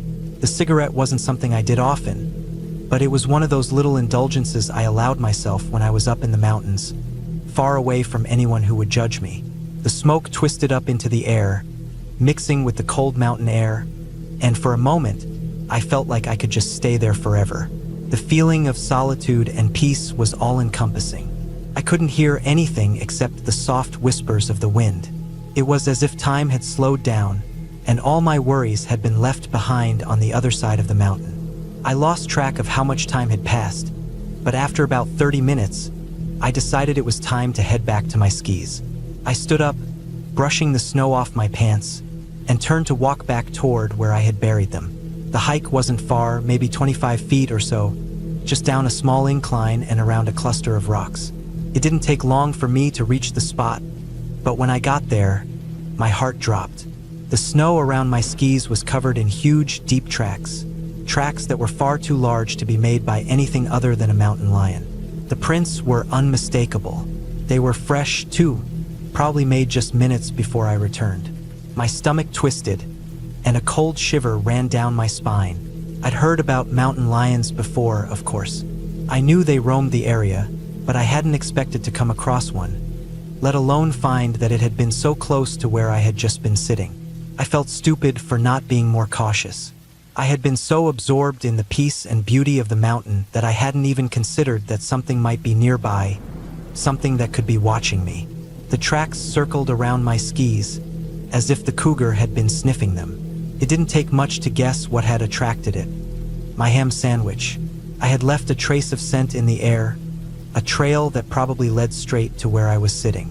I could almost imagine it, the mountain lion creeping silently through the snow, its paws leaving barely a mark as it stalked the smell of food. I stood there, frozen for a moment, staring at the prints. My mind raced, trying to piece together what had happened. Had the cougar been close by when I was sitting there eating? How long had it been watching me? I shuddered, the realization hitting me like a ton of bricks. I had been totally unaware, completely vulnerable. I had no way of defending myself. A mountain lion could have easily attacked me, and I wouldn't have stood a chance. I thought back to all the times I had seen the posters in the ski lodge about cougar sightings, the warnings about how dangerous they could be if you weren't careful. But they always made it seem so distant, something that happened to someone else on some other trail, far away from where I was. But here I was, standing next to my skis, alone on a secluded part of the mountain, surrounded by tracks from a creature that could kill me in seconds. I wasn't sure what I should do. My mind raced through all the things I'd heard about dealing with mountain lions. Make yourself look bigger, make noise, slowly back away. But all of that seemed useless now. The tracks were all around me, and I had no idea where the lion might be. Could be just beyond the tree line, watching me from the shadows. I took a deep breath, forcing myself to focus. The last thing I wanted to do was panic. I slowly backed away from the skis, my eyes scanning the trees around me. I didn't make any sudden movements, but I couldn't help but feel my pulse pounding in my ears. Every snap of a twig or rustle of a branch made my heart race. I kept my eyes on the tracks, on the trees, on everything, waiting for a flash of movement, a sign that the cougar was closing in. After what felt like an eternity, I reached a point where I felt far enough away from the skis to safely turn around. I didn't waste any time. I moved quickly, picking up my pace as I skied down the trail. I didn't look back, not even once.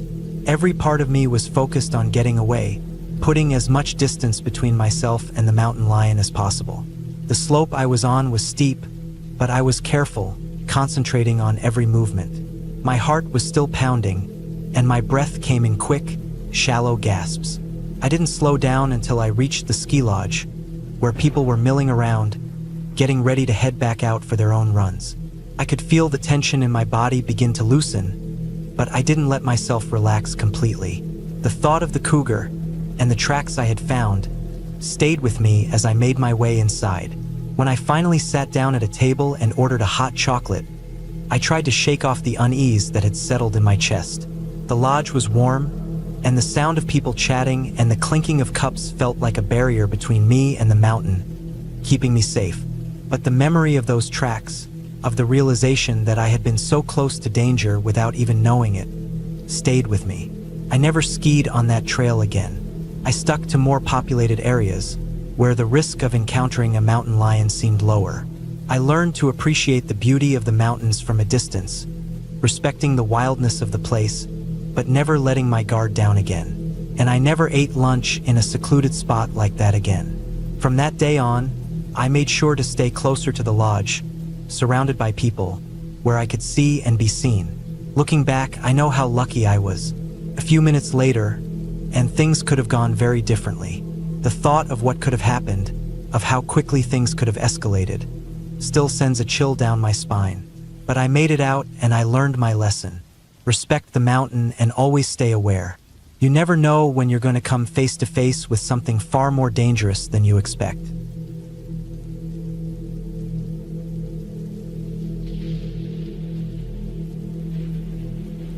It was about 10 years ago, and we decided to go camping in a spot that was supposed to offer some peace and quiet, a kind of escape from the noise of the city. We arrived at the campsite around 4 p.m., the sun still hanging high in the sky. The place wasn't exactly in the middle of nowhere, but it wasn't too close to any kind of busy road either. It had the feel of a countryside getaway, which is what we were looking for. There were other people who had set up camp before us, but they seemed to be packing up around the time we arrived, so we had the site mostly to ourselves after that. At first, it felt perfect. We had all the gear: tents, coolers, camp stoves, everything you could need for a comfortable, if not luxurious, camping experience. We were those city kids, the ones who had more professional, relatively expensive camping equipment compared to the usual campers you'd see. We had our tents up by 4:30 p.m., everything neatly organized, and our fire pit ready to go. We were just about to settle in and relax when the neighbors left, around 6 p.m. As their car pulled away, the place became eerily quiet. We were alone now, surrounded by nature, and the calmness was exactly what we were looking for. For the first few hours, we enjoyed the serenity. But around the same time, we started hearing something strange. It was faint at first, a distant sound of laughter echoing through the trees. It was the kind of laughter you hear from kids, light and carefree. We assumed it was the children from the nearby campsite, still playing somewhere in the woods. After all, the whole area wasn't isolated, and kids are bound to run around while their parents cook or set up camp. The laughter continued off and on, as though the kids were hiding behind trees or playing games in the woods. But it wasn't close enough for us to worry. We didn't think much of it.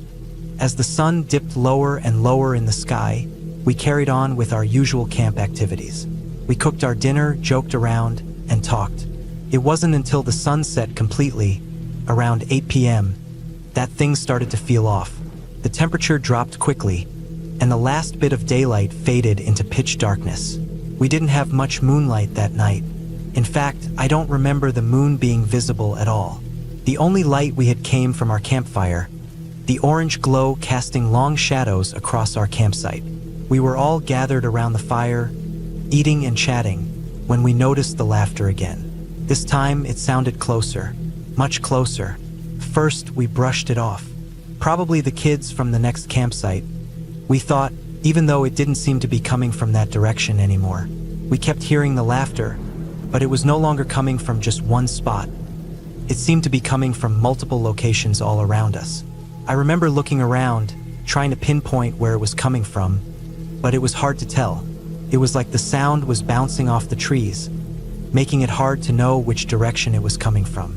The laughter kept getting closer, started to sound more chaotic. I can't really explain it, but it was like the laughter was no longer playful. It became distorted, almost mocking. Then, everything went completely silent for a moment. That silence didn't last long. It was broken by a sound that made my blood run cold.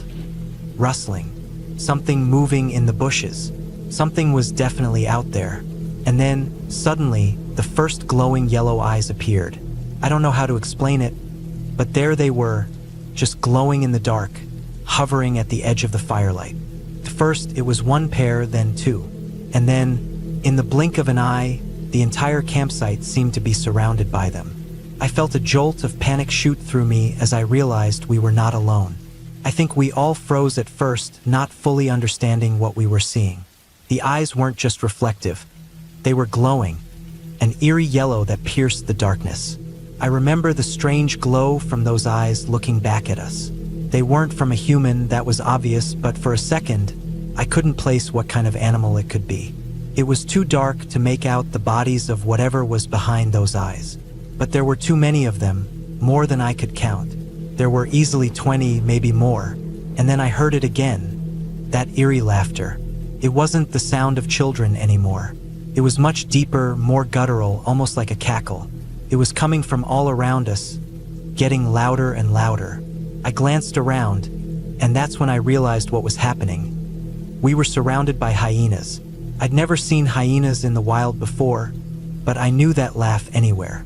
That distinctive, unsettling, cackling sound. My heart started pounding in my chest as the reality set in. We were surrounded by a pack of hyenas. In that moment, everything I had ever known about camping seemed irrelevant. I could feel the hair on the back of my neck standing up. My instinct was to run, but I knew better. Hyenas are fast. If we ran, we'd be nothing more than prey. We grabbed whatever we could to defend ourselves. Sticks, rocks, anything that might help. We threw more wood on the fire, making the flames leap higher. The firelight flickered and danced, casting long, trembling shadows. But the glowing eyes didn't move. They were still there, circling us like predators, waiting for the right moment. The laughter started to grow more frantic, like they were getting impatient, almost as if they were taunting us. In a moment of pure panic, one of us, maybe it was me, maybe it was someone else, suggested that we get to the cars.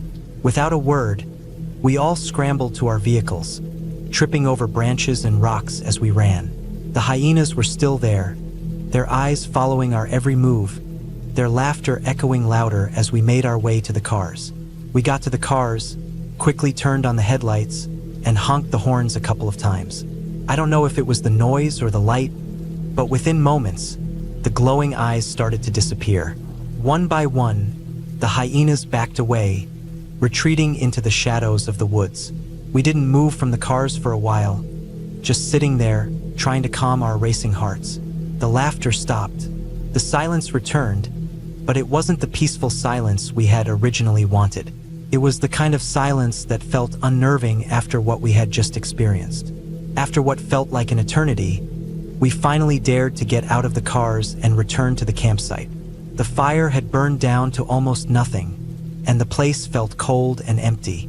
There was no sign of the hyenas. It was as if they had never been there. But I knew what we had seen, what we had heard. That night, we packed up and decided to leave. There was no way we were staying there after that.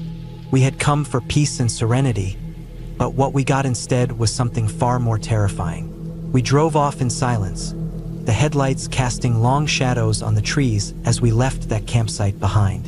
It's one of the scariest experiences I've ever had, and to this day, I can't forget those glowing yellow eyes circling us in the dark. We survived, yes, but I don't think any of us would ever look at camping the same way again. That night, I learned just how quickly the peaceful outdoors can turn into something far more dangerous. And every time I go camping now, I'm always more aware of my surroundings, always on alert, because out there, in the dark, you never know what's watching you.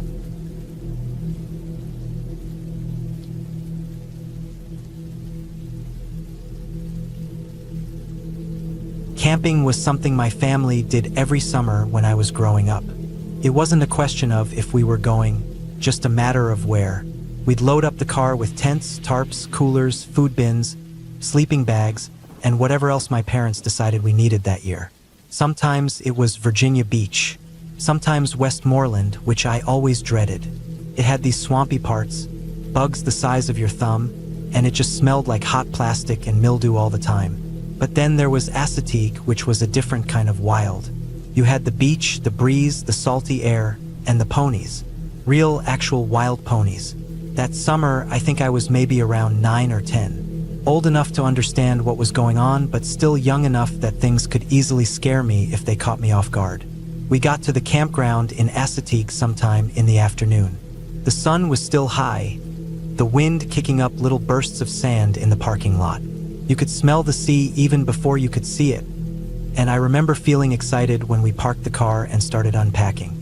It was hot, humid, but the kind of heat that comes with a breeze that almost makes it feel like a reward. You sweat, but then the wind hits you and you think, yeah, this isn't too bad. We picked a campsite that was closer to the beach than usual. My parents liked hearing the waves at night, and I liked that you didn't have to walk as far to get to the water. There was a little dune just past our site, and from the top, you could see the ocean stretching out, endless and gray-blue, with sunlight flashing off the surface like broken glass. We brought 2 tents that year, a larger dome tent for my parents and me, and a smaller one for extra storage or changing clothes, or sometimes my older cousin if he came with us. But that trip, it was just the 3 of us. We set up the main tent closer to the trees and the smaller one maybe 30 or 40 feet away, near where the sandy path dipped toward the beach. The day was pretty uneventful. We grilled hot dogs, ate chips, and got sand in everything. I ran up and down the beach, chased a few crabs, and tried to skim stones into the waves even though the surf always swallowed them before I could tell if I was doing it right. The sun eventually dropped behind the dunes and turned everything golden for about 10 minutes before the sky started going purple and then dark. Campfires flickered around the other sites, and the air filled with the sound of wood crackling, people laughing, bugs buzzing. At night, the beach gets quiet. There's this stillness to it that's only broken by the wind and the waves. You don't get city noise out there. No cars, no phones, just nature doing its thing. That night, I remember the fire dying down slowly.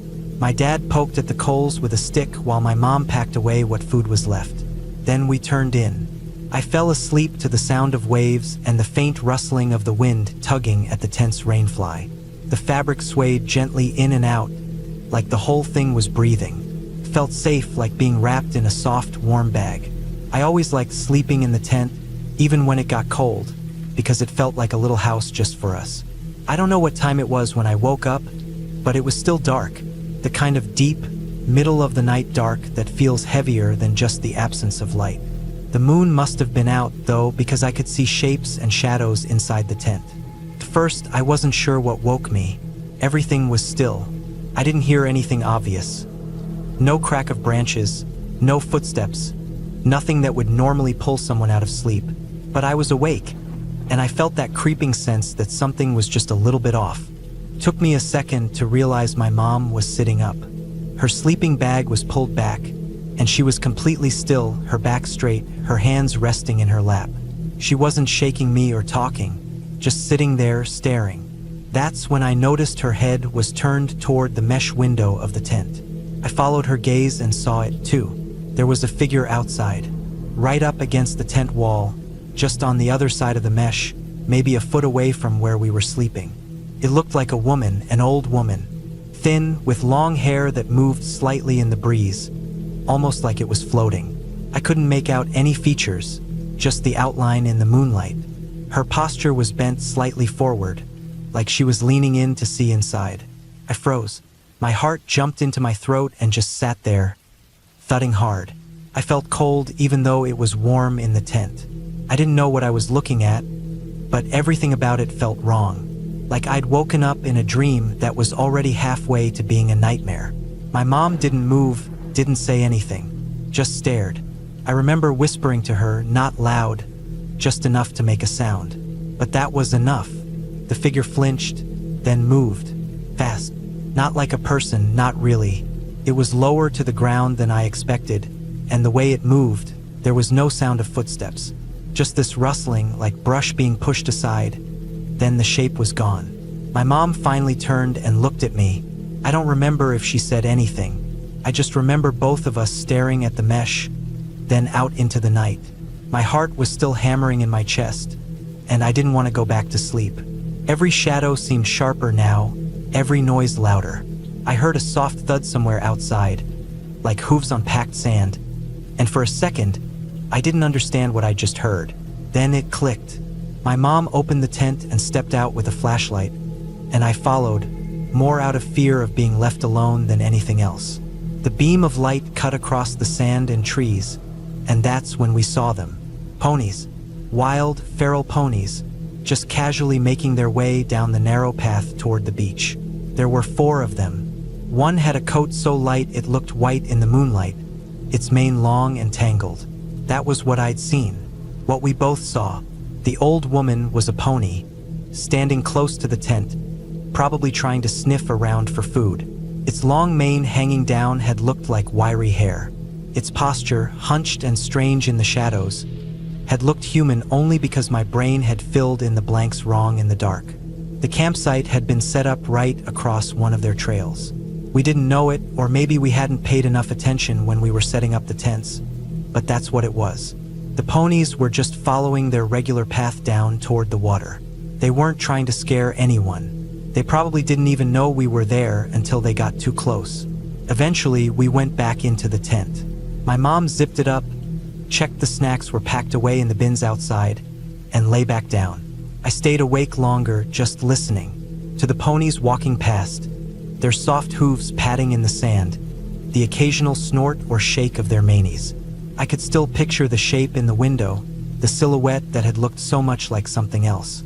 It was a long time before I fell asleep again, and even then, I kept waking up to the slightest sounds. But by morning, everything looked normal again. Just another bright, hot day on the island. The ponies were gone, probably grazing in the brush somewhere farther down. Our tent had faint hoof prints near it, soft dents in the sand like they had stopped and lingered for a while before moving on. We ate breakfast, packed up a few things, and went down to the beach. The water was cold that morning, colder than I remembered it being the day before. I didn't say anything about what happened that night, and neither did my mom, but I kept looking over at the trail, watching for movement in the brush. That night stuck with me, though, not because anything bad actually happened, but because of how real the fear had felt, even when the truth turned out to be something ordinary. It taught me how the mind fills in gaps when it doesn't have all the information. In the dark, a pony becomes a person. A shadow becomes a threat. Your own imagination can trip you up worse than anything else out there. And after that trip, we always checked where the trails were before pitching our tents.